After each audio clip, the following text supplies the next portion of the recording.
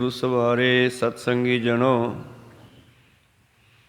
ਰੋਜ਼ਾਨਾ ਦੀ ਤਰ੍ਹਾਂ ਪਾਤਸ਼ਾਹ ਜੀ ਕੀ ਅਪਾਰ ਕਿਰਪਾ ਬਖਸ਼ਿਸ਼ ਦਾ ਸਦਕਾ ਅੰਮ੍ਰਿਤ ਵੇਲੇ ਤੋਂ ਲੈ ਕਰਕੇ ਹੀ ਪਾਤਸ਼ਾਹ ਜੀ ਦੇ ਚਰਨਾਂ ਕਮਲਾਂ ਵਿਖੇ ਹਾਜ਼ਰੀਆਂ ਲਵਾ ਰਹੇ ਹੋ। ਆਪ ਜੀ ਅੰਮ੍ਰਿਤ ਵੇਲੇ ਦੇ ਨਿਤਨੇਮ ਉਪਰੰਤ ਪਵਿੱਤਰ ਆਸਾ ਜੀ ਕੀ ਵਾਰ ਕੇ ਸ਼ਬਦ ਕੀਰਤਨ ਸਰਵਣ ਕਰ ਰਹੇ ਸੀ। ਉਪਰੰਤ ਆਓ ਲੜੀਵਾਰ ਗੁਰਬਾਣੀ ਦੀ ਵਿਚਾਰ ਨਾਲ ਜੁੜਨਾ ਕਰੀਏ ਜੀ। ਪਿਛਲੇ ਦਿਨੀ ਆਪਾਂ 12 ਮਾਹਾਂ ਦੀ ਵਿਚਾਰ ਸੰਪੂਰਨ ਕੀਤੀ। 12 ਮਾਹਾਂ ਦਾ ਆਖਰੀ ਸ਼ਬਦ ਸਰਵਣ ਕੀਤਾ ਸੀ। ਜਿਨ ਜਿਨ ਨਾਮ ਧਿਆਇਆ ਤਿਨ ਕੇ ਕਾਜ ਸਰੇ, ਹਰ ਗੁਰ ਪੂਰਾ ਆਰਾਧਿਆ ਦਰਗਹਿ ਸੱਚ ਖਰੇ। ਜਿੱਥੇ 12 ਮਾਹਾਂ ਦੇ ਮੁਤਾਬਕ ਅਸੀਂ ਹਰ ਮਹੀਨੇ ਹਾਜ਼ਰੀ ਲਵਾਉਂਦੇ ਹਾਂ ਸੰਗਰਾਂਦ 'ਤੇ,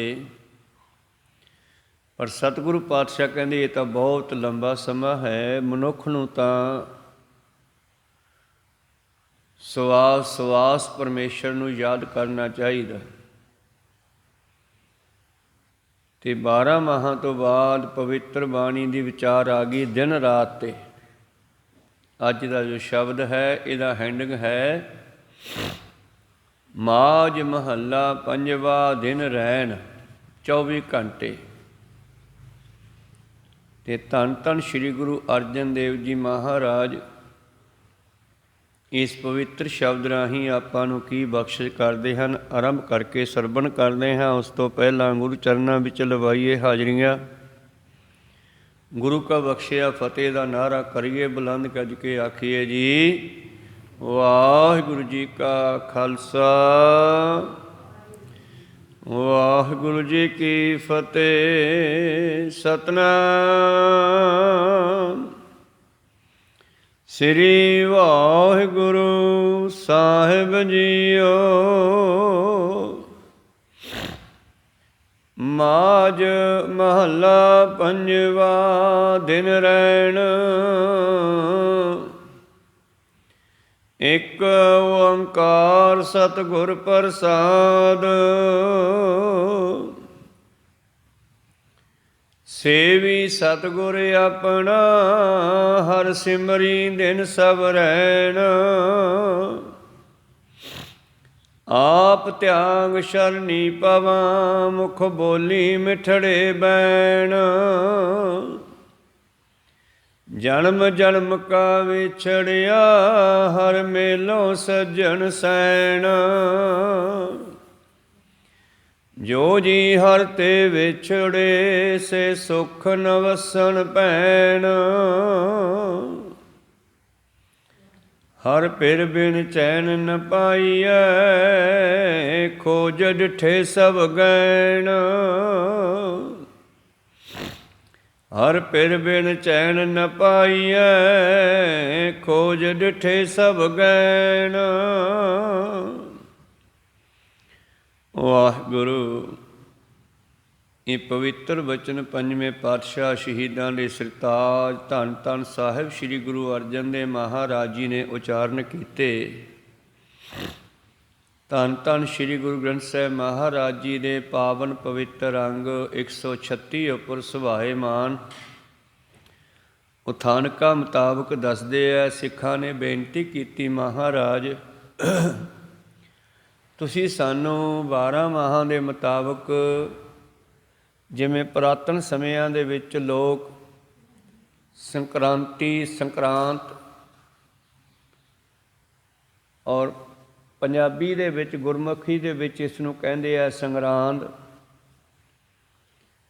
ਤਾਂ ਜਿਸ ਤਰ੍ਹਾਂ ਤੁਸੀਂ ਸਾਨੂੰ 12 ਮਹੀਨਿਆਂ ਦੇ ਰਾਹੀਂ ਉਪਦੇਸ਼ ਦਿੱਤਾ, ਇਸੇ ਤਰ੍ਹਾਂ ਹੀ ਸਾਨੂੰ ਸਿੱਖ ਨੂੰ ਦਿਨ ਰੈਣ, ਦਿਨ ਤੇ ਰਾਤ ਵਿੱਚ ਕੀ ਕਰਨਾ ਚਾਹੀਦਾ, ਇਹਦੇ ਬਾਰੇ ਵੀ ਦੱਸਣਾ ਕਰੋ। ਤਾਂ ਧੰਨ ਧੰਨ ਸ੍ਰੀ ਗੁਰੂ ਅਰਜਨ ਦੇਵ ਮਹਾਰਾਜ ਜੀ ਬਖਸ਼ਿਸ਼ ਕਰਦੇ ਹਨ ਅੱਜ ਦੇ ਸ਼ਬਦ ਵਿੱਚ। ਮਾਝ ਮਹੱਲਾ ਪੰਜਵਾ, ਪੰਜਵੇਂ ਪਾਤਸ਼ਾਹ ਸ੍ਰੀ ਗੁਰੂ ਅਰਜਨ ਦੇਵ ਜੀ ਦੇ ਬਚਨ, ਰਾਗ ਮਾਝ। ਦਿਨ ਰੈਣ ਸਤਿਗੁਰਾਂ ਦਾ ਉਪਦੇਸ਼ ਦਾ ਮਕਸਦ ਹੈ ਸਿੱਖਾਂ ਨੂੰ ਪਰਮੇਸ਼ਰ ਨਾਲ ਜੋੜਨਾ। ਕਿਉਂਕਿ ਚਾਹੇ ਕਿਸੇ ਵੀ ਭਗਤ ਦੀ ਬਾਣੀ ਪੜ੍ਹ ਲਓ, ਚਾਹੇ ਗੁਰੂਆਂ ਦੀ ਬਾਣੀ ਪੜ੍ਹ ਲਓ, ਸਾਰੀ ਬਾਣੀ ਦਾ ਇੱਕੋ ਮਕਸਦ ਹੈ ਕਿ ਜੀਵ ਨੂੰ ਕਿਵੇਂ ਪਰਮੇਸ਼ਰ ਵਿੱਚ ਮਿਲਾਇਆ ਜਾਵੇ। ਇਹ ਮਨੁੱਖਾ ਜਨਮ ਦਾ ਮੇਨ ਮਕਸਦ ਕੀ ਹੈ? 84 ਲੱਖ ਜੂਨ ਦਾ ਇਹਨੂੰ ਸਰਤਾਜ ਬਣਾਇਆ ਬੰਦੇ ਨੂੰ, ਅਤੇ 84 ਲੱਖ ਜੂਨ ਇਸ ਦਾ ਪਾਣੀ ਭਰਦੀ ਹੈ। ਪਰ ਮਨੁੱਖ ਨੇ ਕਿਹਦਾ ਪਾਣੀ ਭਰਨਾ? ਮਨੁੱਖ ਨੇ ਕੀ ਕਰਨਾ ਹੈ? ਬਾਬਾ ਫਰੀਦ ਜੀ ਕਹਿੰਦੇ, ਆਪ ਸਵਾਰੇ ਮੈਂ ਮਿਲਿਆ ਸੁਖ ਹੋਏ, ਫਰੀਦਾ ਜੇ ਤੂੰ ਮੇਰਾ ਹੋਏ ਰਹੇ, ਸਭ ਜਗ ਤੇਰਾ ਹੋਏ। ਇਸ ਧਰਤੀ ਮੈਂ ਤੇਰੀ ਸਿਕਦਾਰੀ, ਅਵਰ ਜੋਨ ਤੇਰੀ ਪਨਿਹਾਰੀ, ਅਬ ਤੂੰ ਸੀਜ ਭਾਵੈ ਨਹੀਂ ਸੀਜੈ, ਕਾਰ ਸਵਰੈ ਮਨ ਪ੍ਰਭ ਧਿਆਈਜੈ। ਭਾਵ ਕਿ A to Z ਇੱਕ ਓਂਕਾਰ ਤੋਂ ਲੈ ਕੇ 18 10 20 ਭੋਗ ਦੀ ਬਾਣੀ ਤੱਕ ਸਾਰੀ ਬਾਣੀ ਦਾ ਇੱਕੋ ਮਕਸਦ ਹੈ ਪਰਮੇਸ਼ਰ ਦੇ ਨਾਲ ਜੁੜੇ ਰਹਿਣਾ, ਪਰਮੇਸ਼ਰ ਦਾ ਨਾਮ ਜਪਣਾ। ਅਨੇਕਾਂ ਤਰ੍ਹਾਂ ਦੇ ਨਾਲ ਬਾਣੀ ਉਚਾਰਨ ਹੋਈ, ਭਗਤਾਂ ਨੇ ਵੀ ਉਚਾਰਨ ਕੀਤੀ, ਗੁਰੂਆਂ ਨੇ ਵੀ ਕੀਤੀ, ਸਿੱਖਾਂ ਨੇ ਵੀ ਕੀਤੀ। ਔਰ ਇਹਨਾਂ ਸਾਰੀ ਬਾਣੀ ਦਾ ਇੱਕੋ ਕੰਮ ਹੈ, ਏਕਾ ਬਾਣੀ ਏਕੋ ਗੁਰ, ਏਕਾ ਬਾਣੀ ਇੱਕ ਗੁਰ, ਇੱਕੋ ਗੁਰ ਉਪਦੇਸ਼। ਸਾਰੀ ਬਾਣੀ ਦਾ ਉਪਦੇਸ਼ ਇੱਕੋ ਪਰਮੇਸ਼ਰ ਨਾਲ ਜੁੜਨਾ ਹੈ, ਚਾਹੇ ਉਹ ਕਿਸੇ ਵੀ ਢੰਗ ਦੀ ਬਾਣੀ ਹੈ, ਚਾਹੇ ਜਪਜੀ ਸਾਹਿਬ ਹੈ, ਆਨੰਦ ਸਾਹਿਬ ਹੈ, ਚਾਹੇ ਅਲਾਹਣੀਆਂ ਵੇਲੇ ਬਾਣੀ ਪੜ੍ਹਦੇ ਹਾਂ ਆਪਾਂ, ਕੋਈ ਮਰਗ ਹੋ ਜਾਂਦੀ ਹੈ ਉਦੋਂ ਅਲਾਹਣੀਆਂ ਪੜ੍ਹਦੇ ਹਾਂ, ਚਾਹੇ ਅਸੀਂ ਸਿੱਧ ਗੋਸ਼ਟ ਪੜ੍ਹਦੇ ਹਾਂ, ਚਾਹੇ ਭੋਗ ਦੀ ਬਾਣੀ ਨੌਵੇਂ ਪਾਤਸ਼ਾਹ ਦੇ ਸ਼ਲੋਕ ਪੜ੍ਹਦੇ ਹਾਂ। ਸਾਰੀ ਬਾਣੀ ਦਾ ਮਕਸਦ ਇੱਕੋ ਪਰਮੇਸ਼ਰ ਨਾਲ ਜੁੜਨਾ ਜੋੜਨਾ ਹੈ। ਤਾਂ ਅੱਜ ਦੇ ਸ਼ਬਦ ਵਿੱਚ ਦਿਨ ਰੈਣ ਦੇ ਰਾਹੀਂ, ਦਿਨ ਰਾਤ ਦੇ ਰਾਹੀਂ ਸਤਿਗੁਰੂ ਪਾਤਸ਼ਾਹ ਕੀ ਬਖਸ਼ਿਸ਼ ਕਰਦੇ ਹਨ। ਇੱਕ ਓੰਕਾਰ ਸਤਿਗੁਰ ਪ੍ਰਸਾਦ। ਪਹਿਲਾ ਮੰਗਲਾਚਰਨ ਲਿਖਿਆ ਹੈ, ਅਗਲਾ ਪਹਿਰਾ, ਅਗਲੀ ਬਾਣੀ ਆਰੰਭ ਕਰਨ ਤੋਂ ਪਹਿਲਾਂ ਕੋਈ ਨਾ ਕੋਈ ਮੰਗਲਾਚਰਨ ਕੀਤਾ ਜਾਂਦਾ। ਰਾਗ ਆਰੰਭ ਕਰਦੇ ਆ ਅਤੇ ਮੂਲ ਮੰਤਰ ਪੂਰਾ ਲਿਖਿਆ ਜਾਂਦਾ ਇੱਕ ਓਂਕਾਰ ਤੋਂ ਗੁਰ ਪ੍ਰਸਾਦ ਤੱਕ। ਫਿਰ ਬਾਕੀ ਥਾਵਾਂ 'ਤੇ ਮੰਗਲਾਚਰਨ ਇੱਕ ਓਂਕਾਰ ਸਤਿਗੁਰ ਪ੍ਰਸਾਦ, ਇੱਕ ਓਂਕਾਰ ਸਤਿਨਾਮ ਕਰਤਾ ਪੁਰਖ ਗੁਰ ਪ੍ਰਸਾਦ, ਇੱਦਾਂ ਕਰਕੇ ਮੰਗਲਾਚਰਨ ਲਿਖੇ ਜਾਂਦੇ ਆ। ਮੰਗਲਾਚਰਨ ਦਾ ਮਤਲਬ ਹੁੰਦਾ ਹੈ ਅਰਦਾਸ ਬੇਨਤੀ, ਉਸ ਪਰਮੇਸ਼ਰ ਨੂੰ ਯਾਦ ਕਰਨਾ, ਫਿਰ ਆਪਣਾ ਕੰਮ ਆਰੰਭ ਕਰਨਾ। ਕੀਤਾ ਲੋੜੀਏ ਕੰਮ ਸੋ ਹਰਿ ਪਹਿ ਆਖੀਏ, ਪਰਮੇਸ਼ਰ ਨੂੰ ਕਹਿ ਕੇ ਕੋਈ ਕੰਮ ਆਰੰਭ ਕਰੀਏ। ਕਾਰਜ ਦੇ ਸਵਾਰ ਸਤਿਗੁਰ ਸਤ ਸਾਖੀ ਹੈ, ਸਤਿਗੁਰ ਨੂੰ ਆਪਣੇ ਨਾਲ ਜਾਣ ਕੇ ਕਾਰਜ ਆਰੰਭ ਕਰੀਏ ਅਤੇ ਕਾਰਜ ਪੂਰਾ ਹੁੰਦਾ। ਅੱਗੇ ਪ੍ਰੀਤਮ ਜੀ ਲਿਖਦੇ ਹਨ, ਸਿੱਖੋ ਤੁਸੀਂ ਮੈਨੂੰ ਪੁੱਛਿਆ ਸਿੱਖ ਨੂੰ ਦਿਨ ਰਾਤ ਵਿੱਚ ਕੀ ਕਰਨਾ ਚਾਹੀਦਾ। ਕਹਿੰਦੇ ਕਰਨਾ ਕੀ ਹੈ? ਸੇਵੀ ਸਤਿਗੁਰ ਆਪਣਾ, ਪਰਮੇਸ਼ਰ ਨੂੰ ਸਿਮਰਨਾ ਚਾਹੀਏ, ਉਸ ਨੂੰ ਹਮੇਸ਼ਾ ਯਾਦ ਰੱਖਣਾ ਚਾਹੀਏ। ਸਿਮਰੀ ਦਿਨ ਸਭ ਰੈਣ, ਦਿਨ ਰਾਤ 24 ਘੰਟੇ ਸਾਥ ਸਾਥ ਸਿਮਰੋ ਗੋਬਿੰਦ, ਮਨ ਅੰਤਰ ਕੀ ਉਤਰੈ ਚਿੰਦ। ਇਸ ਤਰ੍ਹਾਂ ਮਨ ਦੇ ਅੰਦਰ ਦੀਆਂ ਚਿੰਤਾਵਾਂ ਨੂੰ ਦੂਰ ਕਰਨ ਵਾਸਤੇ ਮਨੁੱਖ ਨੂੰ ਦਿਨ ਰਾਤ ਉਸ ਪਰਿਪੂਰਨ ਪਰਮੇਸ਼ਰ ਪਰਮਾਤਮਾ ਨੂੰ ਜਾਣਨਾ ਚਾਹੀਏ। ਸਤਿਗੁਰ ਪਾਤਸ਼ਾਹ ਜੀ ਬਖਸ਼ਿਸ਼ ਕਰਦੇ ਹਨ, ਕਿਸ ਤਰ੍ਹਾਂ ਅਸੀਂ ਅਗਿਆਨਤਾ ਦੇ ਵਿੱਚੋਂ ਗਿਆਨ ਦੇ ਦਿਨ ਵਿੱਚ ਜਾ ਸਕਦੇ ਹਾਂ। ਅਗਿਆਨਤਾ ਰਾਤ ਦੀ ਨਿਆਈ ਹਨੇਰਾ ਹੈ, ਔਰ ਦਿਨ ਚੜ੍ਹਿਆ ਹੈ ਗਿਆਨ ਹੋ ਜਾਣਾ। ਜਿਵੇਂ ਦਿਨ ਚੜ੍ਹਿਆ ਸਭ ਕੁਝ ਦਿਖਾਈ ਦੇਣ ਲੱਗ ਜਾਂਦਾ ਹੈ, ਹਨੇਰੇ ਵਿੱਚ ਸਭ ਕੁਝ ਲੁਕ ਜਾਂਦਾ ਹੈ, ਅਲੋਪ ਹੋ ਜਾਂਦਾ। ਇਸੇ ਤਰ੍ਹਾਂ ਹੀ ਜਿੰਨਾ ਚਿਰ ਬੰਦੇ ਨੂੰ ਗਿਆਨ ਨਹੀਂ ਹੈ ਓਨਾ ਚਿਰ ਇਸ ਨੂੰ ਕੋਈ ਜਾਣਕਾਰੀ ਨਹੀਂ, ਅਤੇ ਜਦੋਂ ਜਾਣਕਾਰੀ ਹੋ ਜਾਵੇ ਫਿਰ ਅਗਿਆਨਤਾ ਭੱਜ ਜਾਂਦੀ ਹੈ। ਦੀਵਾ ਬਲੇ ਅੰਧੇਰਾ ਜਾਏ, ਰਾਤ ਨੂੰ ਵੀ ਦੀਵਾ ਜਗਾ ਲਈਏ ਅਤੇ ਹਨੇਰਾ ਉੱਡ ਜਾਂਦਾ। ਇਸੇ ਤਰ੍ਹਾਂ ਹੀ ਵੇਦ ਪਾਠ ਮਤ ਪਾਪਾਂ ਖਾਏ। ਇਸੇ ਤਰ੍ਹਾਂ ਹੀ ਗ੍ਰੰਥ ਸਾਹਿਬ ਦੀ ਬਾਣੀ ਵੇਦ ਭਾਵ ਗ੍ਰੰਥ ਗੁਰਬਾਣੀ ਜਿਹੜੀ ਹੈ ਇਹ ਸਾਡੇ ਅੰਦਰੋਂ ਅਗਿਆਨਤਾ ਖਤਮ ਕਰਦੀ ਹੈ, ਜਿਵੇਂ ਦੀਵਾ ਹਨੇਰਾ ਭਜਾਉਂਦਾ। ਵੇਦ ਪਾਠ ਮਤ ਪਾਪਾਂ ਖਾਏ, ਪਾਪਾਂ ਦੀ ਮਤ ਮਤਲਬ ਮਾੜੀ ਸੋਚ ਨੂੰ ਖਤਮ ਕਰਦੀ ਹੈ ਇਹ ਬਾਣੀ, ਸਿੱਧਾ ਮਾਰਗ ਦਰਸ਼ਨ ਕਰਦੀ ਹੈ। ਉਗਵੈ ਸੂਰ ਨ ਜਾਪੈ ਚੰਦ, ਚੰਦ ਭਾਵ ਚੰਦਰਮਾ ਤਾਰੇ। ਇਹ ਉਸੇ ਤਰ੍ਹਾਂ ਹੈ ਛੋਟਾ ਛੋਟਾ ਗਿਆਨ, ਕਰਮਕਾਂਡ, ਪਖੰਡ ਆਦਿ, ਇਹਨੂੰ ਗਿਆਨ ਨਹੀਂ ਕਹਿ ਸਕਦੇ। ਜਿਸ ਤਰ੍ਹਾਂ ਸੰਸਾਰ ਦੇ ਵਿੱਚ ਬੇਅੰਤ ਹੀ ਇਸ ਤਰ੍ਹਾਂ ਦੇ ਗੁਰੂ ਪਿਆਰਿਓ ਲੋਕ ਸਨ ਜਿਨ੍ਹਾਂ ਨੇ ਕਰਮਕਾਂਡ ਚਲਾਏ ਹੋਏ ਸੀ, ਪਰ ਜਦੋਂ ਬਾਬੇ ਨਾਨਕ ਨੇ ਗਿਆਨ ਵਰਤਾਉਣਾ ਸ਼ੁਰੂ ਕੀਤਾ ਇਹ ਸਾਰੇ ਹੀ ਛੁਪ ਗਏ। ਭਾਵ ਇਹਨਾਂ ਦੀ ਚੱਲਣੀ ਬੰਦ ਹੋ ਗਈ, ਇਹਨਾਂ ਨੂੰ ਲੋਕ ਮੰਨਣੋਂ ਬੰਦ ਕਰਤਾ, ਇਹਨਾਂ ਦਾ ਬਿਸਤਰਾ ਗੋਲ ਕਰਤਾ। ਧੰਨ ਗੁਰੂ ਨਾਨਕ ਦੇਵ ਜੀ ਆਉਂਦੇ ਆ ਅਤੇ ਭਾਈ ਗੁਰਦਾਸ ਜੀ ਉਹਨਾਂ ਦੇ ਪਰਥਾਏ ਲਿਖਦੇ ਹਨ, ਸਤਿਗੁਰ ਨਾਨਕ ਪ੍ਰਗਟਿਆ ਮਿੱਟੀ ਧੁੰਦ ਜਗ ਚਾਨਣ ਹੋਆ, ਜਿਉਂ ਕਰ ਸੂਰਜ ਨਿਕਲਿਆ ਤਾਰੇ ਛਪ ਅੰਧੇਰ ਪਲੋਆ। ਜਦੋਂ ਗੁਰੂ ਨਾਨਕ ਦੇਵ ਜੀ ਦਾ ਦੁਨੀਆ ਵਿੱਚ ਆਉਣਾ ਹੋਇਆ ਤੇ ਉਹਨਾਂ ਨੇ ਆਪਣੇ ਗਿਆਨ ਦਾ ਪ੍ਰਕਾਸ਼ ਕੀਤਾ। ਜਿਸ ਤਰ੍ਹਾਂ ਸਤਿਗੁਰੂ ਪਾਤਸ਼ਾਹ ਜੀ ਇੱਕ ਪਾਂਧੇ ਕੋਲ ਪੜ੍ਹਨ ਵਾਸਤੇ ਭੇਜਦੇ ਹਨ, ਉਹਨਾਂ ਦੇ ਪਿਤਾ ਜੀ ਗੁਰੂ ਨਾਨਕ ਦੇਵ ਜੀ ਨੂੰ ਪਾਂਧੇ ਕੋਲ ਛੱਡ ਕੇ ਆਉਂਦੇ ਆ ਅਤੇ ਪਹਿਲੇ ਦਿਨ ਪਾਂਧੇ ਨੇ ਪੜ੍ਹਾਇਆ, ਬਹੁਤ ਵਧੀਆ ਪੜ੍ਹਿਆ। ਦੂਜੇ ਦਿਨ ਫਿਰ ਮਹਿਤਾ ਕਲਿਆਣ ਦਾਸ ਜੀ ਛੱਡੇ ਆਏ। ਪਾਂਧਾ ਕਹਿਣ ਲੱਗਿਆ, ਆ ਬਈ ਨਾਨਕ ਤੈਨੂੰ ਮੈਂ ਪੜ੍ਹਾਵਾਂ, ਤੂੰ ਤਾਂ ਬਹੁਤ ਵਧੀਆ ਬੱਚਾ ਹੈ, ਪਰ ਅੱਜ ਬਾਬਾ ਨਾਨਕ ਜੀ ਬੋਲਦੇ ਹੀ ਨਹੀਂ। ਬਹੁਤ ਚਿਰ ਨਾ ਬੋਲੇ ਅਤੇ ਪਾਂਧਾ ਦੂਜੇ ਬੱਚਿਆਂ ਦੀ ਨਿਆਈ ਕਹਿੰਦਾ, ਤੂੰ ਮੈਥੋਂ ਡੰਡੇ ਖਾਏਂਗਾ। ਕੱਲ੍ਹ ਤੂੰ ਇੰਨਾ ਵਧੀਆ ਪੜ੍ਹਿਆ, ਮਿੰਟੋ ਮਿੰਟੀ ਯਾਦ ਕਰ ਲਿਆ, ਅੱਜ ਤੈਨੂੰ ਕੀ ਹੋ ਗਿਆ? ਪੜ੍ਹ ਲਾ। ਅਤੇ ਧੰਨ ਗੁਰੂ ਨਾਨਕ ਜੋ ਕਹਿਣਾ ਮੈਂ ਤੇ ਡੰਡੇ ਮਾਰੂੰਗਾ, ਅਤੇ ਗੁਰੂ ਨਾਨਕ ਦੇਵ ਜੀ ਬੋਲੇ, ਕਹਿੰਦੇ ਤੂੰ ਕੀ ਪੜ੍ਹਿਆ ਜਿਹੜਾ ਮੈਨੂੰ ਪੜ੍ਹਾਵੇਂਗਾ? ਕਹਿੰਦਾ ਮੈਂ ਸਾਰਾ ਕੁਝ ਜਾਣਦਾ, ਜ਼ਮੀਨਾਂ ਵੰਡਣੀਆਂ, ਖੇਤੀਬਾੜੀ ਵਾਲੀਆਂ, ਘਰ ਵੰਡਣੇ, ਉਹ ਸਾਰਾ ਪਟਵਾਰ ਦੇ ਕੰਮ ਜਿਹੜਾ ਤੇਰਾ ਬਾਪੂ ਕਰਦਾ ਉਹ ਸਾਰੇ ਮੈਂ ਤੈਨੂੰ ਸਿਖਾਊਂਗਾ। ਕਹਿਣ ਲੱਗਿਆ ਇਹਨਾਂ ਦੇ ਨਾਲ ਪਾਤਸ਼ਾਹ ਜੀ ਕਹਿੰਦੇ ਕੀ ਫਾਇਦਾ ਹੋਊਗਾ, ਇਹ ਤਾਂ ਫਾਹੀਆਂ ਹੀ ਪੈਂਦੀਆਂ, ਬੰਧਨ ਹੀ ਪੈਂਦੇ ਹਨ। ਤੂੰ ਮੈਨੂੰ ਉਹ ਸਿਖਾ ਜਿਹਦੇ ਨਾਲ ਇਹ ਸਾਰੇ ਬੰਧਨ ਟੁੱਟ ਜਾਣ। ਕਹਿੰਦੇ ਉਹ ਕੀ ਹੈ ਫਿਰ? ਧੰਨ ਗੁਰੂ ਨਾਨਕ ਦੇਵ ਜੀ ਕਹਿੰਦੇ ਊੜੇ ਦਾ ਕੀ ਮਤਲਬ ਹੈ, ਏਕੇ ਦਾ ਕੀ ਮਤਲਬ ਹੈ? ਹੁਣ ਪਾਂਧਾ ਕਹਿੰਦਾ ਵੀ ਇੱਕ ਅੱਖਰ ਦਾ ਕਿਹੜਾ ਮਤਲਬ ਹੁੰਦਾ? 3-4 ਅੱਖਰਾਂ ਦਾ ਸ਼ਬਦ ਬਣਦਾ ਫਿਰ ਮਤਲਬ ਬਣਦਾ। ਕਹਿੰਦੇ ਨਹੀਂ, ਏਕੇ ਦਾ ਮਤਲਬ ਇੱਕ ਹੈ, ਊੜੇ ਦਾ ਮਤਲਬ ਉਹ ਪਰਮੇਸ਼ਰ ਪਰਮਾਤਮਾ ਇੱਕੋ ਹੀ ਹੈ ਸਾਰਿਆਂ ਦੇ ਵਿੱਚ, ਇੱਕ ਓਅੰਕਾਰ। ਪਹਿਲਾ ਸ਼ਬਦ ਬਾਬੇ ਨਾਨਕ ਨੇ ਇੱਕ ਓਂਕਾਰ ਬਣਾਇਆ।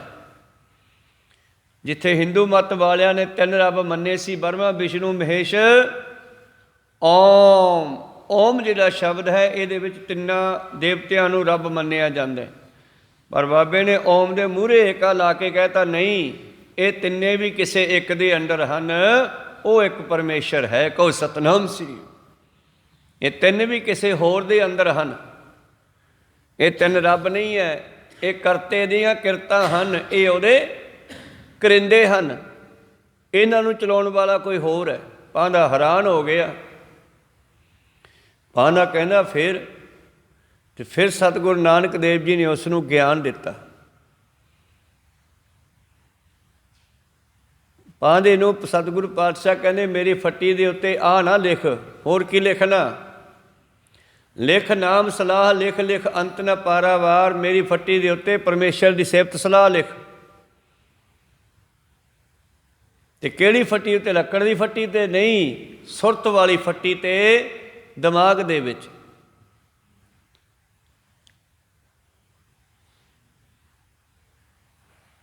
ਸਤਿਗੁਰੂ ਪਾਤਸ਼ਾਹ ਜੀ ਬਖਸ਼ਿਸ਼ ਕਰਦੇ ਹਨ, ਮੋਹ ਨੂੰ ਮਚਾ ਕੇ ਸ਼ਾਹੀ ਬਣਾ, ਔਰ ਮਨ ਦੇ ਹੱਥ ਵਿੱਚ ਕਲਮ ਫੜਾ ਗਿਆਨ ਦੀ, ਪ੍ਰੇਮ ਦੀ। ਜਾਲ ਮੋਹ ਘਸ ਮਸ ਕਰ, ਮੋਹ ਨੂੰ ਸਾੜ ਕੇ ਜਾਲ ਕੇ। ਆ ਸ਼ਾਹੀ ਕਾਲੀ ਨਾ ਸਾਡੀ ਫੱਟੀਆਂ ਵਾਲੀ ਕਾਲੀ ਸ਼ਾਹੀ, ਇਹ ਕਿਸੇ ਲੱਕੜ ਨੂੰ ਮਚਾ ਕੇ ਬਣਾਈ ਜਾਂਦੀ ਹੈ, ਫਿਰ ਕੋਲਿਆਂ ਨੂੰ ਘੋਲਿਆ ਜਾਂਦਾ, ਫਿਰ ਕਾਲੀ ਸ਼ਾਹੀ ਬਣ ਜਾਂਦੀ ਹੈ। ਤੇ ਇੱਥੇ ਕਿਹੜੀ ਸ਼ਾਹੀ ਬਣਾਉਣੀ ਆ? ਮੋਹ ਨੂੰ ਮਚਾਉਣਾ, ਸੰਸਾਰ ਦੇ ਮੋਹ ਨੂੰ ਸਾੜ ਕੇ। ਜਾਲ ਮੋਹ ਘਸ ਮਸ ਕਰ ਮਤ ਕਾਗਦ ਕਰ ਸਾਰ। ਬੁੱਧੀ ਨੂੰ ਕਹਿੰਦੇ ਕਾਗਜ਼ ਬਣਾ ਲਾ, ਕਾਪੀ ਬਣਾ ਲਾ, ਫੱਟੀ ਬਣਾ ਲਾ। ਪਹਿਲਾਂ ਫੱਟੀਆਂ ਹੁੰਦੀਆਂ ਸੀ, ਹੁਣ ਕਾਗਜ਼ ਕਾਪੀਆਂ ਚੱਲ ਪਈਆਂ। ਫੱਟੀਆਂ ਪੋਚਣੀਆਂ ਪੈਂਦੀਆਂ ਸੀ, ਇਸ ਕਰਕੇ ਅੱਜ ਕੱਲ੍ਹ ਕਾਪੀਆਂ ਨੂੰ ਪੋਚਣ ਦੀ ਲੋੜ ਨਹੀਂ, ਨਵੀਂ ਲੈ ਲਓ। ਤਾਂ ਸਤਿਗੁਰੂ ਪਾਤਸ਼ਾਹ ਕਹਿੰਦੇ ਇਸ ਮਨ ਦੀ ਫੱਟੀ ਪੋਚ ਦੇ, ਇਹਦੇ ਉੱਤੋਂ ਵਿਕਾਰਾਂ ਨੂੰ ਲਾਹ ਦੇ, ਔਰ ਇਹਦੇ ਵਿੱਚ ਲਿਖ ਜਾਲ ਮੋਹ ਘਸ ਮਸ ਕਰ ਮਤ ਕਾਗਦ ਕਰ ਸਾਰ। ਭਾਉ ਕਲਮ ਕਰ ਪ੍ਰੇਮ ਦੀ ਕਲਮ, ਚਿੱਤ ਲਿਖਾਰੀ ਮਨ ਨੂੰ ਫੜਾ। ਮਨ ਲਿਖੇਗਾ ਇਹਦੇ ਅੰਦਰ ਜਾ ਕੇ। ਭਾਉ ਕਲਮ ਕਰ ਚਿੱਤ ਲਿਖਾਰੀ, ਲਿਖ ਗੁਰ ਪੁੱਛ ਲਿਖ ਵਿਚਾਰ। ਲਿਖਣਾ ਕੀ ਹੈ? ਗੁਰੂ ਨੂੰ ਪੁੱਛ ਕੇ ਲਿਖ। ਤੇ ਗੁਰੂ ਨੂੰ ਪੁੱਛਿਆ ਤੇ ਗੁਰੂ ਕਹਿੰਦਾ ਲਿਖ ਨਾਮ ਸਲਾਹ ਲਿਖ। ਬਾਬਾ ਨਾਨਕ ਗੁਰੂ ਅਰਜਨ ਦੇਵ ਜੀ ਨੂੰ ਪੁੱਛਿਆ ਕੀ ਕਰੀਏ ਦਿਨ ਰਾਤ? ਕਹਿੰਦੇ ਨਾਮ ਜਪੋ। ਹੋਰ ਕਰਨਾ ਕੀ ਆ? ਸੇਵੀ ਸਤਿਗੁਰੂ ਆਪਣਾ, ਪਰਮੇਸ਼ਰ ਨੂੰ ਸਿਮਰੋ। ਗੁਰ ਪੁੱਛ ਲਿਖ ਵਿਚਾਰ, ਲਿਖ ਨਾਮ ਸਲਾਹ ਲਿਖ। ਲਿਖ ਅਖੀਰ ਤੇ ਆਇਆ ਨਾ, ਲਿਖਦੀ ਵੀ ਪੂਰਾ ਹੋ ਗਿਆ, ਐਂਡ ਪਾ ਲਿਆ, ਅੰਤ ਪਾ ਲਿਆ। ਅੰਤ ਨਹੀਂ ਹੈਗਾ। ਲਿਖ ਨਾਮ ਸਲਾਹ ਲਿਖ। ਲਿਖ ਅੰਤ ਨਾ ਪਾਰਾਵਾਰ, ਥੱਲੇ ਲਿਖਦੀ ਹਜੇ ਰਹਿੰਦਾ, ਚੱਲਦਾ। ਕਿੰਨੇ ਲਿਖਾਰੀ ਆਏ ਤੇ ਕਿੰਨੇ ਚਲੇ ਗਏ ਇਸ ਗੁਰਬਾਣੀ ਦੀ ਅਰਥ ਕਰਨ ਵਾਲੇ, ਪਰ ਕਿਸੇ ਤੋਂ ਹਜੇ ਤੱਕ ਪੂਰੇ ਨਹੀਂ ਹੋਏ। ਕਹੋ ਸਤਿਨਾਮ ਸ੍ਰੀ। ਗੁਰੂ ਨਾਨਕ ਦੇਵ ਖੁਦ ਵੀ ਲਿਖ ਕੇ ਕਹਿੰਦੇ ਹਜੇ ਮੈਥੋਂ ਸਿਫਤ ਪੂਰੀ ਨਹੀਂ ਹੋਈ। ਹੋਰ ਕੇਤੇ ਗਾਵਣ ਸੇ ਮੈਂ ਚਿੱਤ ਨਾ ਆਵਣ, ਨਾਨਕ ਕਿਆ ਵਿਚਾਰੇ। ਲਿਖ ਨਾਮ ਸਲਾਹ ਲਿਖ। ਲਿਖ ਅੰਤ ਨਾ ਪਾਰਾਵਾਰ। ਬਾਬਾ ਮਾਸਟਰ ਨੂੰ ਬਾਬਾ ਜੀ ਕਹਿ ਰਹੇ ਨੇ। ਬਾਬਾ ਗੁਰੂ ਨਾਨਕ ਦੇਵ ਜੀ ਮਾਸਟਰ ਨੂੰ ਬਾਬਾ ਜੀ ਕਹਿ ਰਹੇ ਇੱਥੇ, ਬਾਬਾ ਇਹ ਲੇਖਾ ਲਿਖ ਜਾਣ। ਆਹ ਲਿਖਾ ਲਿਖ ਬਾਬਾ, ਇਹ ਲੇਖਾ ਲਿਖ ਜਾਣ। ਜਿਤ ਲੇਖੈ ਸੁਖ ਉਪਜੈ, ਜਿਹਦੇ ਨਾਲ ਜੀਵ ਆਤਮਾ ਨੂੰ ਸੁੱਖ ਮਿਲੇਗਾ। ਧੰਨ ਗੁਰੂ ਅਰਜਨ ਦੇਵ ਮਹਾਰਾਜ ਜੀ ਵੀ ਕਹਿੰਦੇ ਸਿੱਖੋ। ਹੋਰ ਕਰਨਾ ਕੀ? ਆਪਾਂ ਇਹੀ ਕਰਨਾ। ਸੇਵੀ ਸਤਿਗੁਰ ਆਪਣਾ, ਹਰ ਸਿਮਰੀ ਦਿਨ ਸਭ ਰਹਿਣ। ਦਿਨ ਰਾਤ ਉਹਨੂੰ ਸਿਮਰਿਆ ਕਰੋ। ਆਪ ਤਿਆਗ ਸ਼ਰਨੀ ਪਵਾ, ਆਪਣਾ ਹੰਕਾਰ ਛੱਡ ਕੇ, ਆਪਣਾ ਹੰਕਾਰ ਤਿਆਗ ਕੇ ਉਸ ਮਾਲਕ ਦੀ ਸ਼ਰਨ ਵਿੱਚ ਲੱਗੀਏ। ਮੁਖ ਬੋਲੀ ਮਿੱਠੜੇ ਬੈਣ, ਤੇ ਮੁੱਖੋਂ ਮਿੱਠਾ ਬੋਲੀਏ। ਸਾਚ ਕਹੋ ਸੁਣ ਲਿਓ ਸਬਰਿਓ, ਜਿਨ ਪ੍ਰੇਮ ਕੀਓ ਤਿਨ ਹੀ ਪ੍ਰਭ ਪਾਇਓ। ਮਿੱਠਾ ਬੋਲਣ ਦੇ ਵਿੱਚ ਹੀ ਸਾਡੀ ਜੀਵਨ ਦਾ ਭਲਾ ਹੈ। ਤੇ ਨਾਲੇ ਇੱਕ ਹੋਰ ਗੱਲ ਸੁਣ ਲਓ, ਇਹ ਜਿਹੜੀ ਮਿੱਠੀ ਬੋਲੀ ਹੈ ਇਹ ਪਰਮੇਸ਼ਰ ਦੀ ਬੋਲੀ ਹੈ। ਗੁਰੂ ਪਾਤਸ਼ਾਹ ਬਾਣੀ ਵਿੱਚ ਲਿਖਦੇ ਆ ਨਾ ਬਚਨ, ਮਿੱਠ ਬੋਲੜਾ ਜੀ ਹਰ ਸੱਜਣ ਸੁਆਮੀ ਮੋਰਾ। ਹਉ ਸੰਭਲ ਥੱਕੀ ਜੀ ਉਹ ਕਦੇ ਨਾ ਬੋਲੇ ਕੌੜਾ। ਕੌੜਾ ਬੋਲ ਨਾ ਜਾਣੈ ਪੂਰਨ ਭਗਵਾਨੈ, ਔਗਣ ਕੋ ਨਾ ਚਿਤਾਰੇ। ਜਦੋਂ ਬਖਸ਼ਦਾ ਫਿਰ ਔਗਣ ਨਹੀਂ ਵੇਖਦਾ ਵੀ ਕਿੰਨੇ ਕੁ ਕੀਤੇ ਆ ਇਸਨੇ, ਲੇਖਾ ਜੋਖਾ ਨਹੀਂ ਕਰਦਾ। ਜੇ ਲੇਖਾ ਜੋਖਾ ਕਰਨ ਲੱਗ ਜੇ ਤੇ ਆਪਾਂ ਛੁੱਟਦੇ ਹੀ ਨਹੀਂ, ਆਪਾਂ ਬਚਦੇ ਹੀ ਨਹੀਂ ਕਿਸੇ ਢੰਗ ਨਾਲ। ਕਹੋ ਸਤ ਬਸ ਫਿਰ ਤਾਂ ਉਹਨੂੰ ਲਖੀਰ ਹੀ ਮਾਰਨੀ ਪੈਂਦੀ ਹੈ। ਜਿਵੇਂ ਕੋਈ ਬਾਣੀਆਂ ਵਿਆਜ ਛੱਡ ਕੇ ਇਕੱਲਾ ਮੂਲ ਲੈ ਲਵੇ, ਲਖੀਰ ਮਾਰ ਦੇਵੇ। ਇਸੇ ਤਰ੍ਹਾਂ ਪਰਮੇਸ਼ਰ ਲਖੀਰ ਮਾਰ ਦਿੰਦਾ। ਜਦੋਂ ਕਿਸੇ ਜੀਵ 'ਤੇ ਖੁਸ਼ ਹੁੰਦਾ ਨਾ, ਫਿਰ ਉਹਦੇ ਲੇਖਿਆਂ ਜੋਖਿਆਂ ਨੂੰ ਪਾੜ ਦਿੰਦਾ। ਧਰਮ ਰਾਏ ਦਰ ਕਾਗਦ ਫਾਰੇ, ਜਾਂ ਨਾਨਕ ਲੇਖਾ ਸਮਝ। ਧਰਮ ਰਾਜ ਵੀ ਫਿਰ ਜਿਹੜਾ ਉਹਦਾ ਬਾਣੀ ਆ ਨਾਨਕ ਦਾ ਲੇਖਾ ਜੋਖਾ ਕਰਨ ਵਾਲਾ, ਉਹ ਕਹਿੰਦਾ ਹੁਣ ਇਹ ਨਾਨਕ ਦਾ ਬਣ ਗਿਆ, ਹੁਣ ਆਪਾਂ ਕੀ ਹਿਸਾਬ ਕਰਨਾ। ਕਹੋ ਸਤਿਨਾਮ। ਇਹ ਮਾਲਕ ਨਾਲ ਜੁੜ ਗਿਆ। ਧਰਮ ਰਾਜ ਵੀ ਕਾਗਜ਼ ਪਾੜ ਦਿੰਦਾ। ਖੈਰ ਮਨੋਬਿਰਤੀਆਂ ਉੱਥੇ ਰੱਖੀਏ। ਧੰਨ ਧੰਨ ਸ਼੍ਰੀ ਗੁਰੂ ਅਰਜਨ ਦੇਵ ਮਹਾਰਾਜ ਜੀ ਕਹਿੰਦੇ ਸਿੱਖੋ ਪਰਮੇਸ਼ਰ ਦਾ ਨਾਮ ਜਪੋ, ਦਿਨ ਰਾਤ ਆਪਣਾ ਹੰਕਾਰ ਤਿਆਗ ਕੇ ਸ਼ਰਨ ਵਿੱਚ ਆ ਜਾਓ ਤੇ ਮਿੱਠਾ ਬੋਲੋ। ਸੰਗਤ ਵਿੱਚ ਵਿਚਰਨਾ, ਬਹਿਣੀ ਕਹਿਣੀ ਰਹਿਣੀ ਸਹਿਣੀ, ਇਹ ਸਿੱਖਣਾ ਚਾਹੀਦਾ। ਜਦੋਂ ਬੰਦੇ ਨੂੰ ਇਹ ਚਾਰ ਚੀਜ਼ਾਂ ਆ ਗਈਆਂ ਫਿਰ ਗੁਰੂ ਦਰ 'ਤੇ ਪ੍ਰਵਾਨ ਹੋ ਜਾਂਦਾ। ਬਹਿਣਾ ਕਿਵੇਂ ਹੈ, ਬੋਲਣਾ ਕੀ ਹੈ, ਰਹਿਣਾ ਕਿਵੇਂ ਹੈ, ਅਤੇ ਦੂਜਿਆਂ ਦੇ ਕੌੜੇ ਬਚਨਾਂ ਨੂੰ ਸਹਿਣਾ ਕਿਵੇਂ ਹੈ। ਜਦੋਂ ਸਿੱਖ ਨੂੰ ਇਹ ਚਾਰ ਚੀਜ਼ਾਂ ਸਮਝ ਆ ਗਈਆਂ ਤਾਂ ਸਮਝੋ ਇਹ ਪਾਸ ਹੋ ਗਿਆ। ਮੇਰੇ ਪ੍ਰੀਤਮ ਜੀ ਕਹਿੰਦੇ। ਇਸ ਨਾਲ ਕੀ ਹੋਵੇਗਾ? ਦਿਨ ਰਾਤ ਪਰਮੇਸ਼ਰ ਦਾ ਸਿਮਰਨ ਕਰਿਆ ਕੀ ਹੋਵੇਗਾ? ਜਨਮ ਜਨਮ ਕਾ ਵਿਛੜਿਆ, ਜਨਮਾਂ ਜਨਮਾਂਤਰਾਂ ਦਾ ਵਿਛੜਿਆ ਹੈ ਜੀਵ, ਅਰਦਾਸ ਕਰਿਆ ਕਰੋ ਹਰ ਮੇਲੋ ਸੱਜਣ ਸੈਣ। ਉਹ ਸੱਜਣਾ ਮਿੱਤਰਾ, ਗੁਰੂ ਨੂੰ ਇੱਥੇ ਸੱਜਣ ਕਹਿ ਦਿਓ, ਮਿੱਤਰ ਕਹਿ ਦਿਓ। ਉਹ ਸੱਜਣ, ਉਹ ਮਿੱਤਰ ਜਿਹੜਾ ਸਾਨੂੰ ਜਨਮਾਂ ਜਨਮਾਂਤਰਾਂ ਦੇ ਵਿਛੜਿਆਂ ਨੂੰ ਮਿਲਾ ਸਕਦਾ ਹੈ, ਜਿਹੜਾ ਲੋਕ ਤੇ ਪਰਲੋਕ ਦਾ ਸਹਾਇਕ ਹੈ, ਸਾਥੀ ਹੈ ਸਾਡਾ।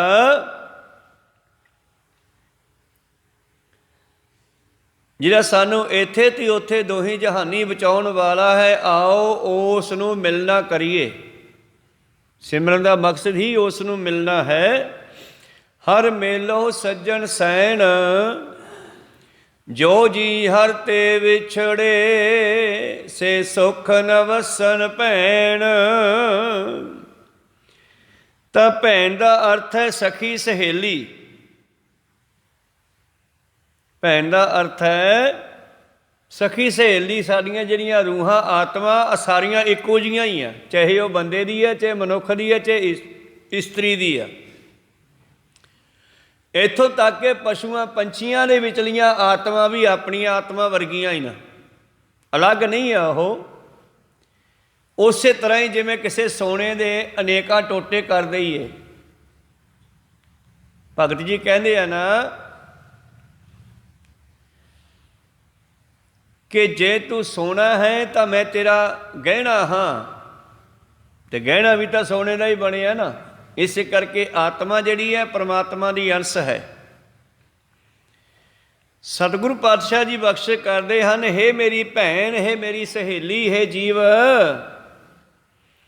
ਜਿਹੜੀਆਂ ਰੂਹਾਂ, ਜਿਹੜੀਆਂ ਜੀਵ ਇਸਤਰੀਆਂ ਮਾਲਕ ਤੋਂ ਵਿਛੜ ਜਾਂਦੀਆਂ, ਉਹ ਸੁਖੀ ਨਹੀਂ ਵਸਦੀਆਂ। ਸੰਸਾਰੀ ਉਦਾਹਰਨ ਹੈ, ਕੋਈ ਵਿਆਹੀ ਹੋਈ ਬੱਚੀ, ਕੋਈ ਇਸਤਰੀ ਆਪਣੇ ਮਾਲਕ ਨੂੰ ਛੱਡ ਕੇ ਜੇ ਕਹੇ ਮੈਂ ਪੇਕੇ ਰਹੂੰਗੀ, ਮੈਂ ਜਾਂਦੀ ਨਹੀਂ ਸਹੁਰੇ,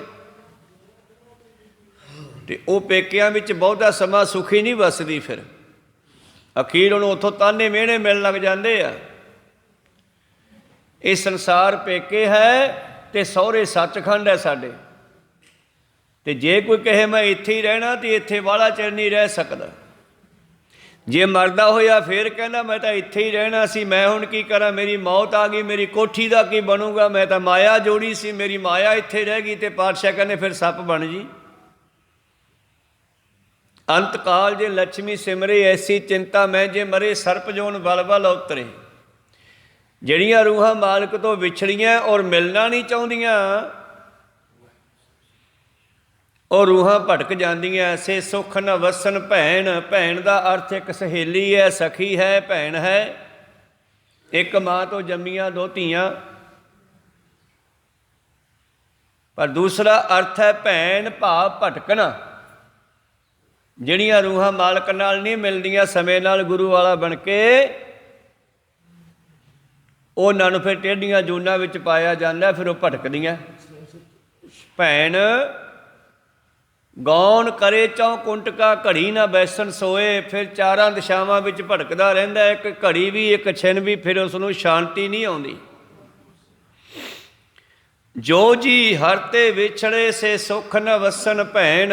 ਹੇ ਮੇਰੀ ਭੈਣ, ਤੈਨੂੰ ਵੀ ਗੁਰੂ ਵਾਲੀ ਬਣਨਾ ਚਾਹੀਦਾ, ਗੁਰੂ ਦੇ ਲੜ ਲੱਗਣਾ ਚਾਹੀਦਾ, ਮਾਲਕ ਨੂੰ ਪ੍ਰਾਪਤ ਕਰਨਾ ਚਾਹੀਦਾ। ਨਹੀਂ ਤਾਂ ਫਿਰ ਜੀਵਨ ਦੇ ਵਿੱਚ ਸੁੱਖ ਨਹੀਂ ਮਿਲਦੇ। ਕੀ ਗੱਲ, ਪੇਕੇ ਬਹੁਤ ਪਿਆਰ ਕਰਦੀ ਆ, ਮੇਰੇ ਨਾਨਕੇ ਬੜਾ ਪਿਆਰ ਕਰਦੀ ਆ, ਭੂਆ ਬੜਾ ਪਿਆਰ ਕਰਦੀ ਆ, ਪਰ ਕਰਦੀ ਹੋਣੀ ਆ, ਪਰ ਤੈਨੂੰ ਸਦਾ ਨਹੀਂ ਰੱਖ ਸਕਦੀ। ਕਹੋ ਸਤਿਨਾਮ ਸ੍ਰੀ। ਸਦਾ ਤੂੰ ਆਪਣੇ ਮਾਲਕ ਦੇ ਕੋਲ ਹੀ ਰਹਿ ਸਕਦੀ ਹੈ। ਪਿਰ ਬਿਨ ਚੈਨ ਨ ਪਾਈਐ, ਖੋਜ ਡਿੱਠੇ ਸਭ ਗੈਨ।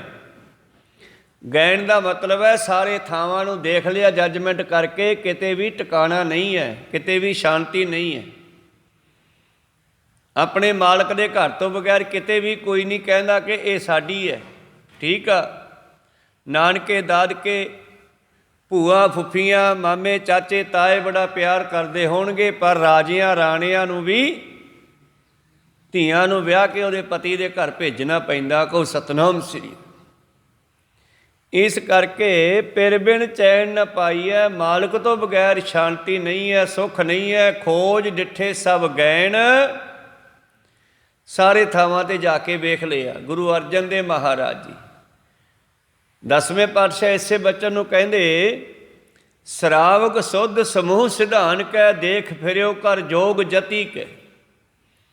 ਸਾਰੇ ਸਿੱਧਾਂ ਨੂੰ, ਸਿੱਧਾਂ ਦੇ ਅਸਥਾਨਾਂ ਨੂੰ, ਜੋਗੀਆਂ ਜਤੀਆਂ ਸਤੀਆਂ ਦੇ ਡੇਰਿਆਂ ਨੂੰ, ਉਹਨਾਂ ਦੇ ਮੈਂ ਜੀਵਨ ਨੂੰ ਜੱਜਮੈਂਟ ਕਰਕੇ ਦੇਖ ਲਿਆ।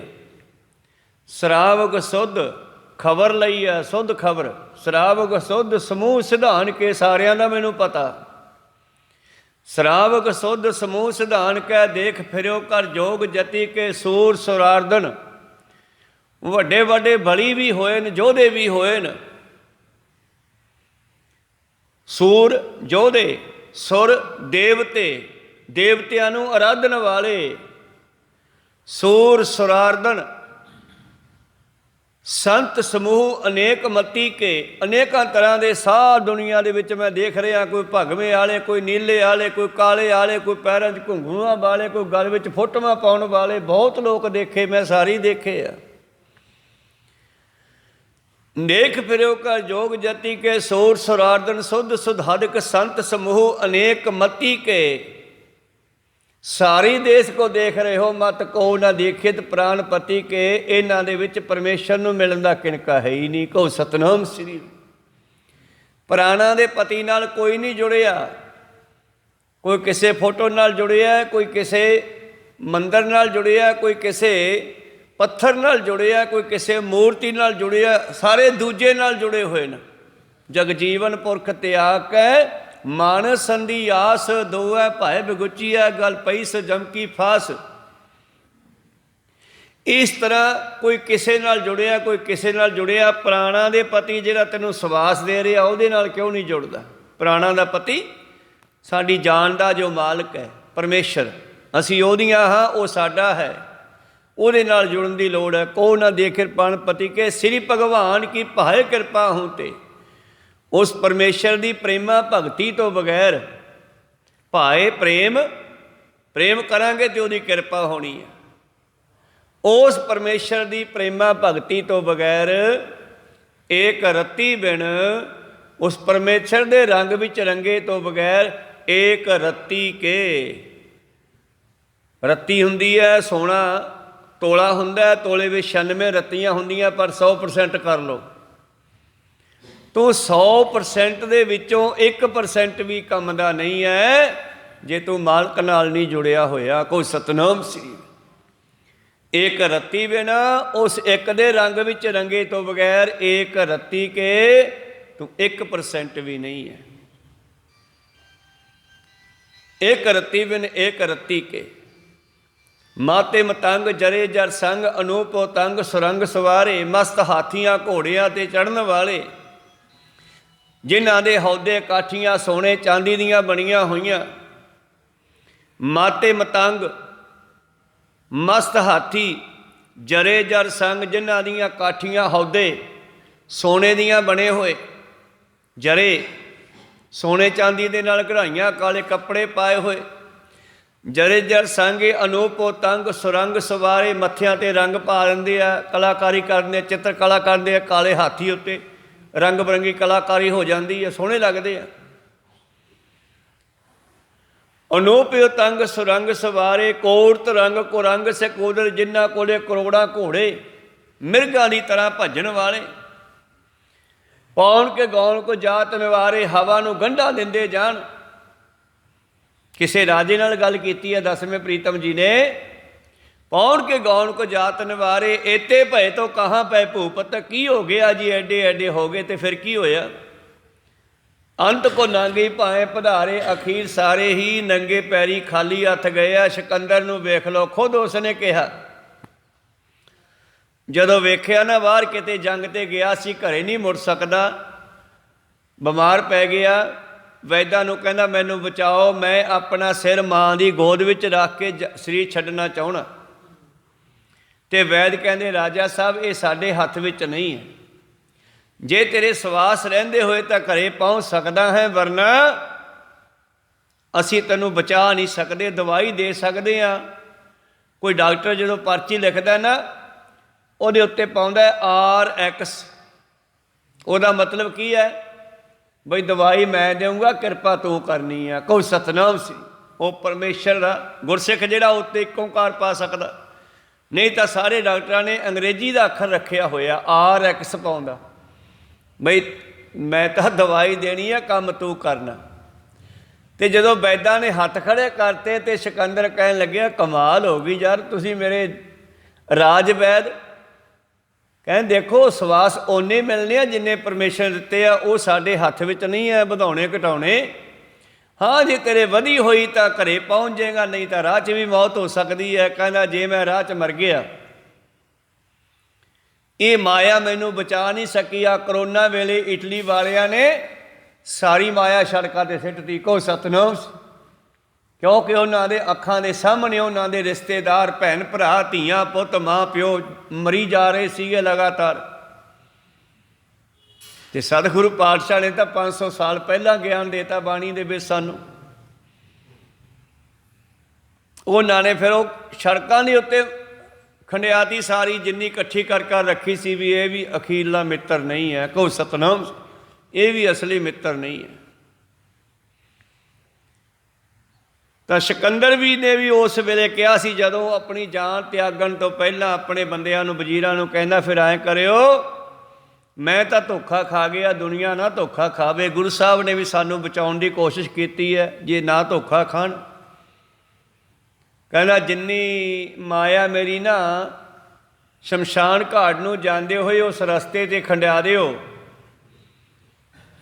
ਔਰ ਮੇਰੇ ਹੱਥ ਬਾਹਰ ਲਮਕਾ ਦਿਓ, ਪੈਰ ਵੀ ਬਾਹਰ ਕੱਢ ਦਿਓ, ਲੋਕਾਂ ਨੂੰ ਪਤਾ ਲੱਗ ਜੇ ਵੀ ਸਿਕੰਦਰ ਵੀ ਖਾਲੀ ਹੱਥ ਗਿਆ। ਅੱਜ ਕੱਲ੍ਹ ਉਹ ਤਾਂ ਮਾਇਆ ਖੰਡਿਆਈ ਹੋਣੀ ਸਿਕੰਦਰ ਵੇਲੇ, ਅੱਜ ਕੱਲ੍ਹ ਵੀ ਲੋਕ ਖੰਡਿਆਉਂਦੇ ਆ, ਕਿਉਂਕਿ ਰੀਤੀ ਜਿਹੜੀ ਹੈ ਕਿਣਕਾ ਮਾਤਰ ਹਜੇ ਵੀ ਚੱਲੀ ਆਉਂਦੀ ਹੈ। ਜਦੋਂ ਕੋਈ ਬੁੜਾ ਮਰਦਾ ਖਿੱਲਾਂ ਸਿੱਟਦੇ ਆ ਨਾ, ਤੇ ਖਿੱਲਾਂ ਵਿੱਚ ਪੈਸੇ ਵੀ ਪਾਉਂਦੇ ਆ। ਅਮੀਰ ਲੋਕ ਵੀ ਸੋਨੇ ਦੇ ਪੈਸੇ ਬਣਾ ਕੇ ਸੋਨੇ ਦੇ ਟੁਕੜੇ ਕਰਕੇ ਪਾ ਦਿੰਦੇ ਆ। ਭਾਵ ਉਹ ਰੀਤ ਅੱਜ ਵੀ ਤੁਰੀ ਆ ਰਹੀ ਆ ਵੀ ਆ ਜਾਂਦਾ ਬਾਹਲੇ ਪੈਸਿਆਂ ਵਾਲਾ ਖਾਲੀ ਹੱਥ, ਸਮਾਨ ਸਾਰਾ ਇੱਥੇ ਸਿੱਟ ਗਿਆ। ਕਹੋ ਸਤਨਾਮ ਸ੍ਰੀ। ਜਿਹੜੀਆਂ ਪੰਡਾਂ ਬੰਨ ਕੇ ਰੱਖੀਆਂ ਸੀ ਨਾ ਮਾਇਆ ਦੀਆਂ, ਉਹ ਸਾਰੀਆਂ ਇੱਥੇ ਹੀ ਰਹਿ ਗਈਆਂ। ਸਤਿਗੁਰੂ ਪਾਤਸ਼ਾਹ ਜੀ ਬਖਸ਼ਿਸ਼ ਕਰਦੇ ਹਨ, ਹਰ ਪਿਰ ਬਿਨ ਚੈਨ ਨਾ ਪਾਈਐ, ਖੋਜ ਜਿੱਥੇ ਸਭ ਗੈਣ। ਮੈਂ ਸਾਰੀਆਂ ਚੀਜ਼ਾਂ ਨੂੰ ਜੱਜਮੈਂਟ ਕਰ ਲਿਆ, ਚੈੱਕਅਪ ਕਰ ਲਿਆ, ਪਤਾ ਲੱਗ ਗਿਆ ਕਿਤੇ ਵੀ ਸ਼ਾਂਤੀ ਨਹੀਂ ਹੈ। ਆਪ ਕਮਾਣੈ ਵਿਛੜੀ, ਤੇ ਇਹ ਗਲਤੀ ਕਿਸੇ ਹੋਰ ਨੇ ਨਹੀਂ ਕੀਤੀ, ਮੈਂ ਆਪ ਹੀ ਕੀਤੀ ਆ। ਕਮਾਣਾ ਕਮਾਈ ਕਰਨੀ, ਭਾਵ ਕਰਮ ਕਰਨਾ। ਦੱਦਾ ਦੋਸ਼ ਨ ਦਿਓ ਕਿਸੈ, ਦੋਸ਼ ਕਰਮਾ ਆਪਣੇ ਆ। ਕਿਸੇ ਦੂਜੇ ਨੂੰ ਦੋਸ਼ ਨਾ ਦਿਓ, ਇਹ ਤੇਰੇ ਆਪਣੇ ਹੀ ਕਰਮਾਂ ਦੀ ਦੋਸ਼ ਹੈ, ਤੇਰੀ ਹੀ ਗਲਤੀ ਹੈ। ਤੇਰਾ ਉਸ ਪਿਆਰੇ ਕੰਤ ਤੋਂ ਬਗੈਰ ਕੋਈ ਨਹੀਂ, ਪਰ ਵਿਛੋੜਾ ਕਿਉਂ ਪਿਆ? ਕਿਸੇ ਧੱਕੇ ਨਾਲ ਬਾਹੋਂ ਫੜ ਕੇ ਵਿਛੋੜਿਆ ਤੈਨੂੰ? ਨਹੀਂ। ਆਪ ਕਮਾਣੈ ਵਿਛੜੀ, ਮੇਰੀ ਹੀ ਗਲਤੀ ਹੈ ਭੈਣੇ, ਮੈਂ ਆਪ ਹੀ ਛੱਡ ਕੇ ਆ ਗਈ। ਕਹੋ ਸਤਨਾਮ ਸ੍ਰੀ। ਪਤੀ ਨੇ ਘਰੋਂ ਨਹੀਂ ਕੱਢੀ, ਮੈਂ ਆਪ ਹੀ ਪਤੀ ਨੂੰ ਤਿਆਗਤਾ। ਗੁਰੂ ਗੋਬਿੰਦ ਸਿੰਘ ਨੇ ਮਹਾਂ ਸਿੰਘ ਹੋਰਾਂ ਤੇ ਅੱਗਿਆ ਸੀਗਾ ਕਿ ਮਾਝੇ ਵਾਲੇ ਨੇ ਕਿਹਾ ਸੀਗਾ ਇਸ ਉਹਨੂੰ ਗੁਰੂ ਨਹੀਂ ਮੰਨਦੇ। ਗੁਰੂ ਤਾਂ ਸਭ ਦੇ ਉੱਤੇ ਕਿਰਪਾ ਕਰਦਾ ਹੈ, ਪਰ ਮਾਝੇ ਵਾਲਿਆਂ ਨੇ ਕਿਹਾ ਸੀਗਾ ਜੇ ਤੁਸੀਂ ਸਾਡੀ ਗੱਲ ਨਹੀਂ ਮੰਨਦੇ, ਅਸੀਂ ਤੁਹਾਨੂੰ ਗੁਰੂ ਨਹੀਂ ਮੰਨਦੇ। ਕਹੋ ਸਤਨਾਮ ਸ੍ਰੀ। ਕਹਿੰਦੇ ਚੰਗਾ ਫਿਰ ਲਿਖ ਕੇ ਦੇ ਦਿਓ, ਮਾੜਾ ਜਿਹਾ ਲਿਖ ਦਿਓ, ਇੱਥੇ ਸਾਈਨ ਕਰ ਦਿਓ ਕਾਗਜ਼ 'ਤੇ। ਜਿਹੜਾ ਨਹੀਂ ਮੰਨਦਾ ਮੈਂ ਜ਼ਿੰਮੇਵਾਰ ਨਹੀਂ ਉਹਦਾ। ਫਿਰ ਕਈਆਂ ਨੇ ਸਾਈਨ ਕਰਤੇ, ਵੱਡੇ ਹੰਕਾਰੀ ਚੌਧਰੀਆਂ ਨੇ, ਪਰ ਮਾਈ ਭਾਗੋ ਤੇ ਭਾਈ ਮਹਾਂ ਸਿੰਘ ਵਰਗਿਆਂ ਨੇ ਸੋਚਿਆ ਲੰਮੀ ਸੋਚ ਨਾਲ ਵੀ ਇਹ ਤਾਂ ਗਲਤੀ ਹੋ ਗਈ, ਤੇ ਫਿਰ ਜਾ ਕੇ ਉਹ ਵਿਦਾਵਾ ਪੜਵਾਉਣਾ ਪਿਆ। ਜਿਹੜਾ ਸ਼ਾਹੀ ਨਾਲ ਲਿਖਿਆ ਸੀਗਾ ਖੂਨ ਦੇ ਨਾਲ ਸਾਫ਼ ਕਰਨਾ ਪਿਆ। ਕਹੋ ਸਤਨਾਮ ਸੀ। ਜਿਹੜਾ ਸ਼ਾਹੀ ਨਾਲ ਲਿਖਿਆ ਸੀਗਾ, ਸਾਈਨ ਕੀਤੇ ਸੀ, ਉਹ ਖੂਨ ਦੇ ਕੇ ਸਾਫ਼ ਕਰਨੇ ਪਏ। ਫਿਰ ਸ਼ਹੀਦੀਆਂ ਦੇ ਕੇ ਜੇ ਉਹਦੇ ਨਾਲ ਸਾਫ਼ ਕਰਦੇ ਤੇ ਰਹਿੰਦੀ ਦੁਨੀਆ ਤੱਕ ਇਹ ਤਾਨਾ ਚੱਲਦਾ ਰਹਿੰਦਾ। ਮਾਝੇ ਵਾਲੇ ਗੁਰੂ ਨੂੰ ਛੱਡ ਗਏ ਸੀ। ਉਹ ਤਾਂ ਸ਼ੁਕਰ ਹੈ ਕਿ ਮੌਕੇ 'ਤੇ ਹੀ ਕੰਮ ਲੋਟ ਕਰ ਲਿਆ ਉਹਨਾਂ ਨੇ। ਆਪ ਕਮਾਣਾ ਵਿਛੜੀ, ਮੈਂ ਆਪਣੀ ਗਲਤੀ ਨਾਲ ਹੀ ਮਾਲਕ ਤੋਂ ਵਿਛੜੀ ਹਾਂ। ਮਾਲਕ ਨੇ ਮੈਨੂੰ ਨਹੀਂ ਤਿਆਗਿਆ, ਮੈਂ ਮਾਲਕ ਨੂੰ ਤਿਆਗ ਦਿੱਤਾ। ਦੋਸ਼ ਨ ਕਾਹੂ ਦੇਣ ਦੱਦੈ, ਦੋਸ਼ ਨ ਦਿਉ ਕਿਸੈ। ਦੋਸ਼ ਕਰਮਾ ਆਪਣਿਆ, ਜੋ ਮੈਂ ਕੀਆ ਸੋ ਮੈਂ ਪਾਇਆ। ਦੋਸ਼ ਨ ਦੀਜੈ ਅਵਰ ਜਣਾ, ਇਹ ਮੇਰੀ ਵੀ ਗਲਤੀ ਆ, ਮੈਂ ਕਿਸੇ ਨੂੰ ਕੀ ਦੋਸ਼ ਦੇਵਾਂ ਭਾਈ। ਮੇਰੇ ਪ੍ਰੀਤਮ ਜੀ ਅੱਗੇ ਕਹਿੰਦੇ, ਕਰ ਕਿਰਪਾ ਪ੍ਰਭ ਰਾਖ ਲਿਓ। ਆ ਜਾ ਫਿਰ, ਜੇ ਤੂੰ ਗਲਤੀ ਮੰਨ ਗਈ ਹੈ ਤਾਂ ਚੱਲ ਮਿਹਨਤ ਕਰ ਲਾ। ਗੁਰੂ ਅੱਗੇ, ਜਿਸ ਅੱਗੇ ਚੋਰ ਨਾ ਚੱਲੀ ਖਲਾ ਕੀਚੇ ਅਰਦਾਸ, ਫਿਰ ਮਿਹਨਤ ਕਰ ਲਾ। ਹੁਣ ਤੇਰੀ ਗਲਤੀ ਹੈ, ਫਿਰ ਤੈਨੂੰ ਮਾਫੀ ਮੰਗਣੀ ਪੈਣੀ ਆ ਬਈ। ਗੁਰੂ ਦੇ ਚਰਨਾਂ ਵਿੱਚ ਖੜ ਕੇ ਮਾਫੀ ਮੰਗ ਲਈਏ। ਸਾਡੀਆਂ ਬਹੁਤ ਵੱਡੀਆਂ ਗਲਤੀਆਂ, ਸਾਡੇ ਬਹੁਤ ਵੱਡੇ ਵੱਡੇ ਗੁਨਾਹ ਹਨ। ਮਹਾਰਾਜ ਤੂੰ ਮਾਫ ਕਰ ਦੇ। ਤੇ ਫਿਰ ਮਾਫ ਕਰਨ ਵਾਲਾ ਵੀ ਮਿਟ ਲਾਉਂਦਾ। ਅਨਕ ਵਾਰ ਝਿੜਕੇ ਬਹੁ ਭਾਂਤੀ, ਬਹੁੜ ਪਿਤਾ ਗੱਲ ਆਵੇ। ਬਹੁਤ ਵਾਰੀ ਝਿੜਕਦਾ ਤੇ ਗਲੇ ਵੀ ਲਾਉਂਦਾ ਜਦੋਂ ਬੱਚਾ ਸਿੱਧਾ ਹੋ ਜੇ। ਆਹ ਸੱਪ ਵੀ ਬੜੀਆਂ ਕੁੰਡਲੀਆਂ ਮਾਰ ਮਾਰ ਚੱਲਦਾ ਨਾ, ਖੱਡ ਵਿੱਚ ਬਣ ਲੱਗਿਆ ਵੀ ਸਿੱਧਾ ਹੋ ਜਾਂਦਾ। ਕੋਈ ਸਤਨਾਮ ਸੀ। ਇਸ ਤਰ੍ਹਾਂ ਜਦੋਂ ਬੰਦਾ ਸਿੱਧਾ ਹੋ ਗਿਆ, ਮੱਤ ਟਿਕਾਣੇ ਕਰ ਲਈ, ਤੇ ਫਿਰ ਗੁਰੂ ਚਰਨਾਂ ਵਿੱਚ ਆ ਗਿਆ ਤੇ ਗੁਰੂ ਰਸਤਾ ਵੀ ਦੱਸ ਦਿੰਦਾ, ਮਾਰਗ ਵੀ ਪਾ ਦਿੰਦਾ। ਆਓ ਬੇਨਤੀ ਕਰੀਏ, ਕਰ ਕਿਰਪਾ ਪ੍ਰਭ ਰਾਖ ਲਿਓ। ਹੇ ਪਰਮੇਸ਼ਰ, ਤੇਰੇ ਤੋਂ ਬਗੈਰ ਮੇਰਾ ਕੋਈ ਨਹੀਂ। ਮੈਨੂੰ ਇਹਨਾਂ ਟੇਢੀਆਂ ਜੂਨਾਂ ਵਿੱਚ ਜਾਣ ਤੋਂ ਬਚਾ ਲੈ। ਅੰਤ ਕਾਲ ਨਾਰਾਇਣ ਸਿਮਰੇ, ਮਰਦਾ ਮਰਦਾ ਜੇ ਕਹਦੇ ਰੱਖ ਲੈ ਮਹਾਰਾਜ। ਆ ਪੁਰਾਣੇ ਸਮਿਆਂ ਦੇ ਵਿੱਚ ਤੇ ਅੱਜ ਵੀ ਚਲੋ ਹੈ, ਜਦੋਂ ਕੋਈ ਬੁੜਾ ਲਮਕ ਜਾਂਦਾ ਹੈ ਨਾ, ਲੰਮਾ ਸਮਾਂ ਮੌਤ ਨਹੀਂ ਹੁੰਦੀ, ਸਰੀਰ ਦੇ ਵਿੱਚ ਸਵਾਸ ਚੱਲਦਾ ਰਹਿੰਦਾ, ਨਾ ਛੁੱਟਦਾ ਨਾ ਠੀਕ ਹੁੰਦਾ। ਫਿਰ ਅਸੀਂ ਕਹਿੰਦੇ ਯਾਰ ਇਹਨੂੰ ਇੱਕ ਪਾਸੇ ਕਰੋ, ਹੁਣ ਇਹ ਕੀ ਕਰੀਏ ਇਹਦਾ। ਫਿਰ ਇਹੀ ਪੁਰਾਣੇ ਸਮਿਆਂ ਤੋਂ ਜੁਗਤੀ ਚੱਲਦੀ ਆ ਰਹੀ ਹੈ ਵੀ ਇਹਦੀ ਸੁਰਤ ਕਿਤੇ ਫਸੀ ਹੋਈ ਹੈ ਤੇ ਇਹਨੂੰ ਬਾਣੀ ਸੁਣਾਓ। ਹਿੰਦੂ ਮੱਤ ਵਾਲੇ ਗੀਤਾ ਦਾ ਪਾਠ ਸੁਣਾਉਂਦੇ ਆ ਉਸ ਨੂੰ, ਤੇ ਗੀਤਾ ਵਿੱਚ ਕੀ ਆ? ਆਹੀ ਕੁਛ ਹੈ। ਤੂੰ ਇੱਥੇ ਕੀ ਕਰਦਾ ਹੈ? ਤੇਰਾ ਇੱਥੇ ਕੋਈ ਨਹੀਂ ਗਾ, ਤੂੰ ਖਿਆਲ ਛੱਡ ਸੰਸਾਰ ਦਾ। ਕਿਉਂਕਿ ਬੰਦਾ ਫਸਿਆ ਹੁੰਦਾ ਕਿਸੇ ਮੋਹ ਵਿੱਚ। ਹਾਏ ਮੇਰੇ ਜਵਾਕਾਂ ਦਾ ਕੀ ਬਣੂ, ਉਹ ਸੋਚੀ ਜਾਂਦਾ ਹੈ। ਮੇਰੀ ਕੋਠੀ ਦਾ ਕੀ ਬਣੂਗਾ, ਮੇਰੀ ਘਰਵਾਲੀ ਦਾ ਕੀ ਬਣੂਗਾ, ਮੈਂ ਤਾਂ ਮਰਨ ਲੱਗਿਆ। ਜਿੱਥੇ ਸੁੱਟ ਫਸੀ ਹੁੰਦੀ ਹੈ ਨਾ, ਫਿਰ ਸਵਾਸ ਨਿਕਲਦਾ ਨਹੀਂ ਗਾ, ਉਹ ਇੱਥੇ ਹੀ ਧੜਕੀ ਜਾਂਦਾ ਛਾਤੀ 'ਚ ਹੀ। ਫਿਰ ਸਰੀਰ ਛੱਡਣ ਨੂੰ ਤਿਆਰ ਨਹੀਂ ਹੁੰਦਾ ਗਾ। ਫਿਰ ਕੀ ਕਰਦੇ ਹਾਂ, ਜਦੋਂ ਅਸੀਂ ਉਸ ਦੇ ਕੋਲ ਬੈਠ ਕੇ ਜਪਜੀ ਸਾਹਿਬ, ਸੁਖਮਨੀ ਸਾਹਿਬ ਦਾ ਪਾਠ ਕਰਦੇ ਹਾਂ, ਜਾਂ ਮੂਲ ਮੰਤਰ ਦਾ ਜਾਪ ਕਰਦੇ ਹਾਂ, ਜਾਂ ਹਿੰਦੂ ਮੱਤ ਵਾਲੇ ਗੀਤਾ ਦਾ ਪਾਠ ਸੁਣਾਉਂਦੇ ਆ, ਗੀਤਾ ਦਾ ਗਿਆਨ ਸੁਣਾਉਂਦੇ ਆ, ਤੇ ਜਦੋਂ ਹੀ ਉਹ ਸੁਣਦਾ ਸੁਣਦਾ 1 ਮਿੰਟ ਵੀ ਗੁਰਬਾਣੀ ਦੇ ਵੱਲ ਆ ਗਿਆ, ਸੋਚ ਛੱਡ ਦਿੱਤੀ, ਉਧਰੋਂ ਸੋਚਣਾ ਬੰਦ ਕਰਤਾ, ਇੱਧਰ ਧਿਆਨ ਹੋ ਗਿਆ ਨਾ, ਉਦੋਂ ਉਹ ਖੜਾ ਹੋਇਆ ਸਵਾਸ ਨਿਕਲ ਜਾਂਦਾ ਛਾਤੀ 'ਚੋਂ, ਕੋਈ ਸਤਨਾਮ ਸ੍ਰੀ, ਔਰ ਉਹਦੀ ਮੁਕਤੀ ਹੋ ਜਾਂਦੀ ਹੈ। ਭਾਈ ਮਹਾ ਸਿੰਘ ਵੀ ਇਸੇ ਤਰ੍ਹਾਂ ਹੀ ਫਸਿਆ ਹੋਇਆ ਸੀਗਾ, ਮਰ ਤਾਂ ਉਹ ਵੀ ਜਾਂਦਾ, ਉਹਦੇ ਸਰੀਰ 'ਤੇ ਹੀ ਬੇਅੰਤ ਜ਼ਖਮ ਸੀਗੇ, ਨਾਲ ਦੇ ਸੰਗੀ ਸਾਥੀ ਸਾਰੇ ਸ਼ਹੀਦੀਆਂ ਪਾ ਗਏ, ਸਰੀਰ ਛੱਡ ਗਏ, ਲੇਕਿਨ ਮਹਾ ਸਿੰਘ ਦਾ ਸਰੀਰ ਨਹੀਂ ਛੁੱਟਿਆ। ਉਹ ਕਿੱਥੇ ਫਸਿਆ ਸੀਗਾ? ਉਹ ਗੁਰੂ ਗੋਬਿੰਦ ਸਿੰਘ ਜੀ ਦੇ ਚਰਨਾਂ 'ਚ ਫਸਿਆ ਸੀ। ਕਹੋ ਸਤਨਾਮ ਸੀ। ਬਈ ਜਿੰਨਾ ਚਿਰ ਮੈਂ ਬੇਦਾਵਾ ਨਹੀਂ ਪੜਵਾਉਂਦਾ, ਓਨਾ ਚਿਰ ਮੈਂ ਸਰੀਰ ਨਹੀਂ ਛੱਡਣਾ। ਗੁਰੂ ਗੋਬਿੰਦ ਸਿੰਘ ਨੂੰ ਮਿਲ ਕੇ ਬੇਦਾਵਾ ਪੜਵਾ ਕੇ ਜਾਣਾ, ਕਿਉਂਕਿ ਫਿਰ ਤਾਂ ਟਾਈਮ ਹੀ ਲੱਗਣਾ, ਫਿਰ ਕੀ ਪਤਾ ਰੂਹ ਕਿੱਧਰ ਨੂੰ ਜਾਣੀ ਹੈ। ਇਸ ਕਰਕੇ ਹੁਣ ਜਿਹਦੀ ਜਿਹੜੀ ਸੁਰਤ ਗੁਰੂ ਦੇ ਚਰਨਾਂ 'ਚ ਫਸੀ ਆ, ਉਹਨੂੰ ਮੌਤ ਵੀ ਨਹੀਂ ਮਾਰ ਸਕਦੀ, ਭਾਵ ਉਹਨੂੰ ਕਾਲ ਵੀ ਮਾਰ ਨਹੀਂ ਸਕਿਆ, ਉਹਦੇ ਉਹ ਆਖਰੀ ਸਵਾਸ ਨੂੰ ਕੱਢ ਨਹੀਂ ਸਕਿਆ, ਜਿੰਨਾ ਚਿਰ ਗੁਰੂ ਸਾਹਿਬ ਨਹੀਂ ਮਿਲੇ। ਤੇ ਉਧਰੋਂ ਗੁਰੂ ਸਾਹਿਬ ਨੂੰ ਵੀ ਖਿੱਚ ਪਈ, ਤੇ ਉਹ ਵੀ ਟਿੱਬੀ ਸਾਹਿਬ ਤੋਂ ਹੇਠਾਂ ਆ ਕੇ ਲੱਭਦੇ ਲੱਭਦੇ ਮਹਾਂ ਸਿੰਘ ਦੇ ਕੋਲ ਪਹੁੰਚੇ, ਤੇ ਮਹਾਂ ਸਿੰਘ ਨੂੰ ਸਹਿਕਦਾ ਵੇਖ ਕੇ ਅੱਖਾਂ 'ਤੇ ਛਿੱਟੇ ਮਾਰੇ, ਮੂੰਹ ਪੂੰਝਿਆ, ਪੁੱਛਿਆ ਮਹਾਂ ਸਿਆਂ ਕੀ ਚਾਹੀਦਾ? ਕਹਿੰਦਾ ਮਹਾਰਾਜ ਕੁਛ ਨਹੀਂ ਚਾਹੀਦਾ। ਕਹਿੰਦੇ ਨਹੀਂ ਨਹੀਂ ਤੂੰ ਹੋਸ਼ ਕਰ, ਕਹੇ ਤਾਂ ਦੁਬਾਰਾ ਠੀਕ ਕਰ ਦਿੰਦਾ ਤੈਨੂੰ। ਮਾਤ ਲੋਕ ਦਾ ਰਾਜਾ ਬਣਾਉਂਦੇ ਆ। ਕਹਿੰਦਾ ਨਹੀਂ ਮਹਾਰਾਜ ਮੈਂ ਰਾਜਾ ਨਹੀਂ ਬਣਨਾ। ਕਹਿੰਦੇ ਫਿਰ ਦੇਵਲੋਕ ਦਾ ਰਾਜ ਦੇ ਦਿਆਂ ਇੰਦਰ ਵਾਲਾ। ਕਹਿੰਦੇ ਨਹੀਂ ਮਹਾਰਾਜ ਉਹ ਵੀ ਨਹੀਂ ਲੈਣਾ। ਤੂੰ ਕੁਛ ਤਾਂ ਮੰਗ, ਮੈਂ ਵੀ ਕੁਛ ਦੇਣਾ ਚਾਹੁੰਦਾ। ਜਿੰਨਾ ਚਿਰ ਤੂੰ ਮੰਗਦਾ ਨਹੀਂ ਗਾ ਉਹਨਾਂ ਚਿਰ ਪਾਤਸ਼ਾਹ ਕਹਿੰਦੇ ਮੈਨੂੰ ਵੀ ਸ਼ਾਂਤੀ ਨਹੀਂ ਆਉਂਦੀ। ਤੁਸੀਂ ਜੰਗ ਦੇ ਮੈਦਾਨ ਵਿੱਚ ਆ ਕੇ ਆਪਣੀਆਂ ਜਾਨਾਂ ਵਾਰੀਆਂ ਸਾਡੇ ਵਾਸਤੇ, ਇਹਦੇ ਬਦਲੇ ਮੈਂ ਤੈਨੂੰ ਕੁਛ ਦੇਣਾ ਚਾਹੁੰਦਾ, ਤੂੰ ਕੁਛ ਤਾਂ ਮੰਗ। ਕਹਿੰਦਾ ਮੈਂ ਕੁਛ ਨਹੀਂ ਮੰਗਣਾ। ਰਾਜ ਨਾ ਚਾਹੋ, ਮੁਕਤ ਨਾ ਚਾਹੋ, ਮੈਂ ਤਾਂ ਮੁਕਤੀ ਵੀ ਨਹੀਂ ਮੰਗਦਾ, ਮੈਨੂੰ ਚਰਨਾਂ 'ਚ ਰੱਖ ਲਾ। ਮਨ ਪ੍ਰੀਤ ਚਰਨ ਕਮਲਾਰੇ। ਫਿਰ ਕਹਿੰਦੇ ਕੀ ਦੇਵਾਂ, ਕੁਛ ਤਾਂ ਮੰਗ ਯਾਰ। ਕਹਿੰਦਾ ਜੀ ਫਿਰ ਐਂ ਕਰੋ, ਵਿਦਾਵੇ ਵਾਲਾ ਕਾਗਜ਼ ਕਿੱਥੇ ਹੈ? ਕਹੋ ਸਤਨਾਮ ਸਿੰਘ। ਕਹਿੰਦੇ ਉਹ ਤਾਂ ਮੇਰੇ ਕੋਲ ਹੀ ਆ, ਖੀਸੇ 'ਚੋਂ ਕੱਢਿਆ। ਕਹਿੰਦੇ ਪਾਤਸ਼ਾਹ ਉਹਨੂੰ ਪਾੜ ਦਿਓ, ਦੁਬਾਰੇ ਚਰਨੀ ਲਾ ਲਓ, ਟੁੱਟੀ ਗੰਢ ਲਓ। ਗਲਤੀ ਹੋ ਗਈ ਸਾਡੇ ਬੰਦਿਆਂ ਤੋਂ। ਚੌਧਰੀ ਨੰਬਰਦਾਰ ਜਿਹੜੇ ਹੰਕਾਰੀ ਲੋਕ ਸਹਿਣ ਕਰ ਗਏ, ਇਹ ਸਾਰੇ ਦੇਸ਼ ਨੂੰ ਕਲੰਕ ਲਾ ਗਏ ਹਨ। ਕਹੋ ਸਤਨਾਮ ਸਿੰਘ। ਔਰ ਆਹ ਜਿਹੜੇ ਮੇਰੇ ਸਾਥੀ ਮੇਰੇ ਨਾਲ ਸ਼ਹੀਦ ਹੋਏ ਪੈਣ 35-40, ਇਹਨਾਂ ਸਾਰੀਆਂ ਦੀਆਂ ਰੂਹਾਂ ਨੂੰ ਸੱਚਖੰਡ ਐਂਟਰੀ ਖਤਮ ਹੋ ਗਈ।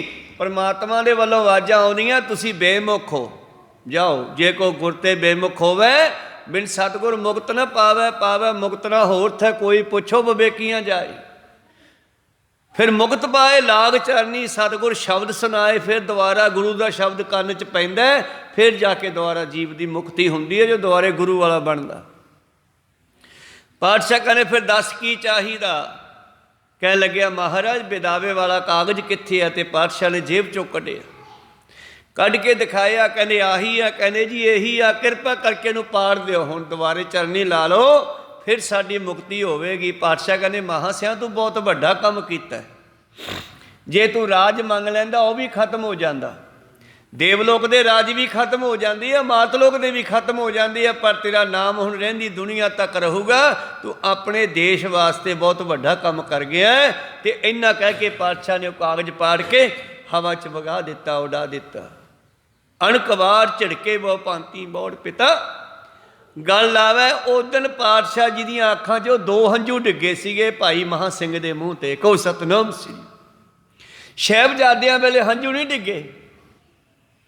ਸਾਹਿਬਜ਼ਾਦਿਆਂ ਤੇ ਦਇਆ ਸਿੰਘ ਜੀ ਕੱਪੜਾ ਪਾਉਣ ਲੱਗੇ ਬਾਬਾ ਅਜੀਤ ਸਿੰਘ ਤੇ, ਔਰ ਪਾਤਸ਼ਾਹ ਖੜ ਗਏ। ਕਹਿੰਦੇ ਕੀ ਕਰਦਾ? ਕਹਿੰਦਾ ਜੀ ਕਰ ਕੀ ਸਕਦੇ ਆ, ਹੁਣ ਸਾਹਿਬਜ਼ਾਦਿਆਂ ਦੇ ਸਰੀਰ ਵੀ ਨਹੀਂ ਸੰਭਾਲ ਸਕਦੇ, ਤੇ ਇਹਨਾਂ ਤੇ ਛੋੜੋ ਆਹ 2 ਗਜ ਕੱਪੜਾ ਤਾਂ ਪਾ ਦਿਆ। ਕਹਿੰਦਾ ਕੱਪੜਾ? ਕਹਿੰਦੇ ਆ ਜੀ ਪਰਨਾ ਮੇਰੇ ਕੋਲੇ ਲੱਕ ਵਾਲਾ। ਕਹਿੰਦੇ ਚੱਕ ਲਾ ਇਹਨੂੰ, ਜਾਂ ਤਾਂ ਸਾਰਿਆਂ ਤੇ ਪਾ ਲੈ, ਜਿੰਨੇ ਮਰੇ ਪਏ ਆ ਸਾਰੇ ਹੀ ਮੇਰੇ ਆ, ਤੁਰਕ ਵੀ ਮੇਰੇ ਆ, ਸਿੱਖ ਵੀ ਮੇਰੇ ਆ। ਜਾਂ ਤਾਂ ਸਾਰਿਆਂ ਨੂੰ ਢੱਕ ਦੇ, ਤੇ ਜਾਂ ਫਿਰ ਇਹਨੂੰ ਵੀ ਨਾਲ ਹੀ ਰਹਿਣ ਦੇ, ਅੱਡ ਨਾ ਕਰ। ਸਿੱਖ ਕੀ ਕਹਿਣਗੇ? ਆਪਦੇ ਪੁੱਤਾਂ ਨੂੰ ਸੰਭਾਲ ਗਿਆ, ਦੂਜੇ ਕਿਸੇ ਦੇ ਪੁੱਤ ਨਹੀਂ ਸੀਗੇ, ਤੂੰ ਮੈਨੂੰ ਵੱਖ ਨਾ ਕਰ ਇਹਨਾਂ ਤੋਂ। ਦਇਆ ਸਿੰਘ ਨੇ ਆਪਣਾ ਉਹ ਪਰਨਾ ਚੱਕ ਕੇ ਫਿਰ ਲੱਕ ਤੇ ਬੰਨ੍ਹ ਲਿਆ। ਕਹਿੰਦੇ ਜੀ ਚੰਗਾ। ਪਰ ਅੱਜ ਮਹਾਂ ਸਿੰਘ ਦੇ ਮੂੰਹ ਦੇ ਉੱਤੇ ਪਾਤਸ਼ਾਹ ਜੀ ਦੀਆਂ ਅੱਖਾਂ 'ਚ 2 ਹੰਝੂ ਡਿੱਗੇ, ਕਿਉਂਕਿ ਮਹਾਂ ਸਿੰਘ ਨੇ ਜਿਹੜਾ ਕਾਰਜ ਕੀਤਾ ਨਾ, ਜੇ ਉਦਣੇ ਉਹ ਕਾਰਜ ਨਾ ਹੁੰਦਾ ਤੇ ਰਹਿੰਦੀ ਦੁਨੀਆ ਤੱਕ ਲੱਕ ਧੋਤਾ ਨਹੀਂ ਸੀ ਜਾਣਾ। ਮੁੜ ਕੇ ਕਿਹਨੇ ਧੋਣਾ ਸੀਗਾ? ਗੁਰੂ ਸਾਹਿਬ ਜੀ ਵੀ ਅਲੋਪ ਹੋ ਜਾਂਦੇ, ਮਹਾਂ ਸਿੰਘ ਵੀ ਤੁਰ ਜਾਂਦਾ, ਫਿਰ ਕਿਹਨੇ ਕਹਿਣਾ ਸੀ ਤੇ ਕਿਹਨੇ ਕਰਾਉਣਾ ਸੀ? ਕਹੋ ਸਤਨਾਮ ਸ੍ਰੀ। ਤੋ ਇਸ ਕਰਕੇ ਪਾਤਸ਼ਾਹ ਜੀ ਕਹਿੰਦੇ ਕਰ ਕਿਰਪਾ ਪ੍ਰਭ ਰਾਖ ਲਿਓ, ਹੋਰ ਨਾ ਹੀ ਕਰਨ ਕਰੇਨ, ਹੋਰ ਕੁਛ ਵੀ ਕਰਨਾ ਕਰਾਉਣਾ ਨਹੀਂ, ਬਸ ਚਰਨਾਂ ਵਿੱਚ ਰੱਖ ਲਓ। ਸਿੱਖਾ ਬੇਨਤੀ ਕਰਿਆ ਕਰ, ਅਰਦਾਸ ਕਰਿਆ ਕਰ, ਤੇਰੀਆਂ ਗਲਤੀਆਂ ਤੂੰ ਹੀ ਮਾਫੀ ਮੰਗ। ਕਈ ਵਾਰੀ ਅਸੀਂ ਕਿਸੇ ਨੂੰ 100 ਰੁਪਈਆ ਦੇ ਕੇ ਕਹਿੰਦੇ ਹਾਂ ਬਾਬਾ ਜੀ ਅਰਦਾਸ ਕਰ ਦਿਓ, ਚਲੋ ਸਾਡੀ ਡਿਊਟੀ ਆ, ਅਸੀਂ ਅਰਦਾਸ ਕਰ ਦਿੰਦੇ ਹਾਂ, ਤੁਸੀਂ ਪੈਸੇ ਦੇ ਦਿੰਦੇ ਹੋ। ਪਰ ਇੱਦਾਂ ਗੱਲ ਨਹੀਂ ਬਣਨੀ। ਆਪ ਸਿਮਰਨ ਭਜਨ ਬੰਦਗੀ ਵੀ ਤਾਂ ਕਰਿਆ ਕਰੋ ਨਾ। ਕਹੋ ਸਤਨਾਮ ਸ੍ਰੀ। ਪੈਸਿਆਂ ਨਾਲ ਚੀਜ਼ਾਂ ਮੁੱਲ ਨਹੀਂ ਮਿਲਿਆ ਕਰਦੀਆਂ। ਸਿਮਰਨ ਭਜਨ ਬੰਦਗੀ ਕਰਕੇ ਫਿਰ ਆਪ ਮਾਫੀ ਮੰਗੀਏ, ਮਹਾਰਾਜ ਜੀਵਨ 'ਚ ਬੜੀਆਂ ਗਲਤੀਆਂ ਕੀਤੀਆਂ ਹੋਣਗੀਆਂ, ਇੰਨੀ ਕੁ ਭੇਟਾ ਹੈ। ਇੱਕ ਪਾਠ ਕੀਤਾ, ਮਹਾਰਾਜ ਪ੍ਰਵਾਨ ਕਰਿਓ। ਇੱਕ ਜਪਜੀ ਕੀਤਾ, ਇੱਕ ਸੁਖਮਨੀ ਸਾਹਿਬ ਦਾ ਪਾਠ ਕੀਤਾ, ਮਹਾਰਾਜ ਪ੍ਰਵਾਨ ਕਰਿਓ, ਮਾਫ ਕਰ ਦਿਓ ਗਲਤੀਆਂ, ਭੁੱਲਾਂ ਚੁੱਕਾਂ ਬਖਸ਼ ਲਓ। ਬਸ ਸਿੱਖ ਇਹੀ ਬੇਨਤੀ ਕਰਦਾ ਰਹੇ, ਬਖਸ਼ ਲਓ ਦੀ। ਖੈਰ ਪਾਤਸ਼ਾਹ ਜੀ ਕਹਿੰਦੇ ਆਓ ਹੋ ਹਰ ਕਰ ਕਿਰਪਾ ਪ੍ਰਭ ਰਾਖ ਲਿਓ, ਹੋਰ ਨਾ ਹੀ ਕਰਨ ਕਰੇਨ ਹਰ, ਤੁਧ ਬਿਨ ਖਾਕੂ ਰੂਲਣਾ, ਤੇਰੇ ਤੋਂ ਬਗੈਰ ਤਾਂ ਮਿੱਟੀ 'ਚ ਰੁਲਣਾ ਹੈ। ਤੇ ਮਿੱਟੀ 'ਚ ਰੁਲਣਾ ਕੇਵਲ ਸਰੀਰ ਦਾ ਨਹੀਂ, ਟੇਡੀਆਂ 84 ਲੱਖ ਜੂਨਾਂ ਦਾ ਮਿੱਟੀ 'ਚ ਰੁਲਣਾ। ਪਸ਼ੂ ਵੀ ਮਿੱਟੀ 'ਚ ਹੈ, ਸੱਪ ਵੀ ਮਿੱਟੀ 'ਚ ਹੈ, 84 ਲੱਖ ਜੂਨ ਮਿੱਟੀ 'ਚ ਹੀ ਰੁਲਦੀ ਆ, ਭਾਵ ਟੇਡੀਆਂ ਜੂਨਾਂ ਵਿੱਚ ਜਾਣਾ। ਜੇ ਤੂੰ ਮੈਨੂੰ ਅੱਜ ਆਪਦਾ ਨਾ ਬਣਾਇਆ ਤੇ ਮੈਂ ਟੇਡੀਆਂ ਜੂਨਾਂ ਵਿੱਚ ਜਾ ਕੇ ਮਿੱਟੀ ਵਿੱਚ ਰੁਲਾਂਗਾ।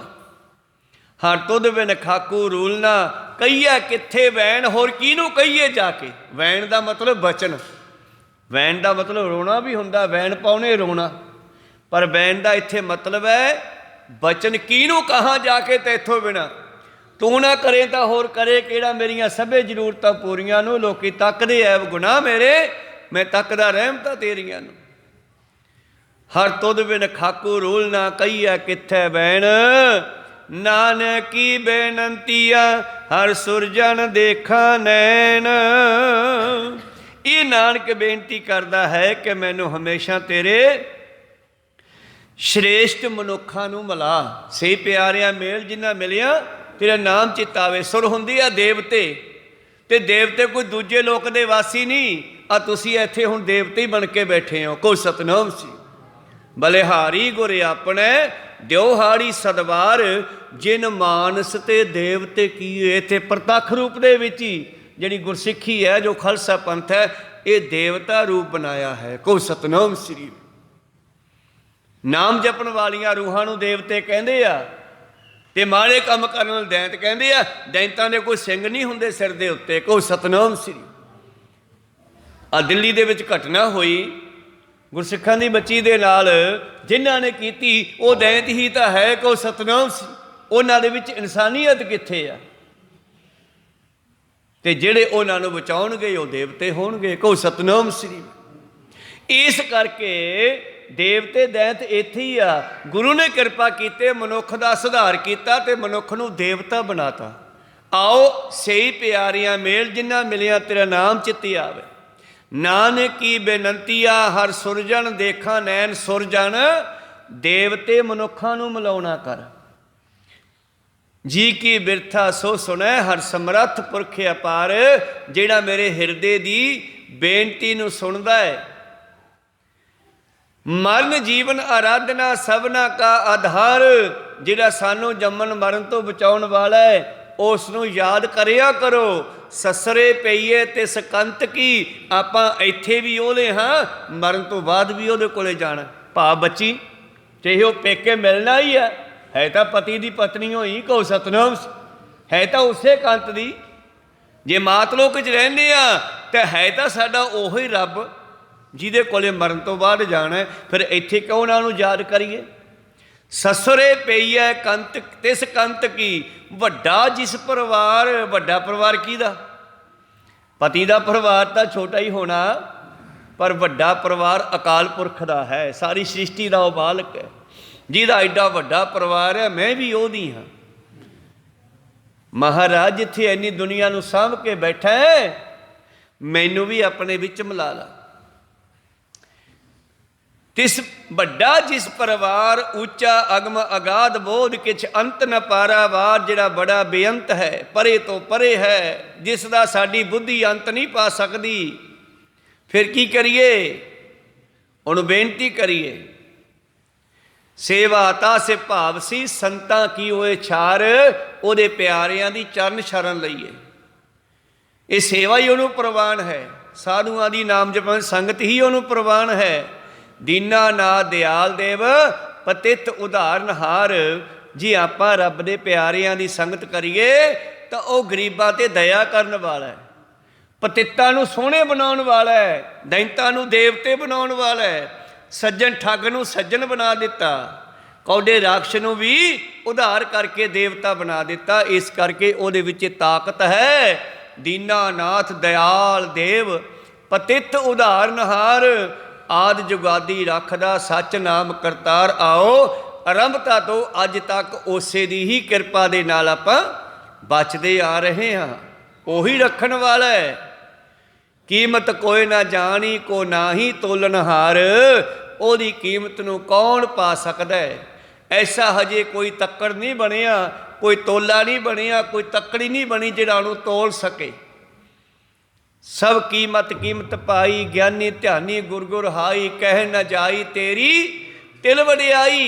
तेरी पूरी वडियाई की तिल जिन्नी भी नहीं कह सकते। आखिरी पंक्ति विच बाबा जी कहते, मन तन अंतर वस रहे, नानक नहीं समार। जिन्हां दे हिरदे विच ओहदा वासा है, उन्हां दा भी अंत नहीं। मन्ने की गत कही ना जाए। जिन्हां नूं हिरदे विच वसा लिया जिन्हां ने, उन्हां दा अंत नहीं पा सकते। रब तां उदों परे है। दिन रहन जे प्रभ को सेम दे, तिन कै सद बलिहार। मैं बलिहारी जावां उन्हां तो। गुरु अर्जन देव जी कहते, ਜਿਹੜੇ दिन रात परमेश्वर ਨੂੰ सिमरते हैं। इउं दो पदियां ਦੀ विचार ਆਪਾਂ ਸਰਵਣ ਕੀਤੀ। ਰਹਿੰਦੇ ਦੋ ਪਦੇ ਕੱਲ ਨੂੰ ਸਰਵਣ ਕਰਾਂਗੇ। ਸਮਾਂ ਸਮਾਪਤੀ ਤੇ ਆ। ਬੋਲਦਿਆਂ ਨੇ ਇੱਕ ਅੱਖਰ ਬਾਅਦ ਘਾਟ ਹੋ ਜਾਂਦੇ। ਸਿੱਖ ਸੰਗਤਾਂ ਤੇ ਸਤਿਗੁਰੂ ਬਖਸ਼ਣ ਯੋਗ ਹੈ, ਬਖਸ਼ ਲੈਣਾ ਜੀ। ਸਮਾਪਤੀ ਕਰੀਏ। ਵਾਹਿਗੁਰੂ ਜੀ ਕਾ ਖਾਲਸਾ, ਵਾਹਿਗੁਰੂ ਜੀ ਕੀ ਫਤਿਹ। ਵਾਹਿਗੁਰੂ।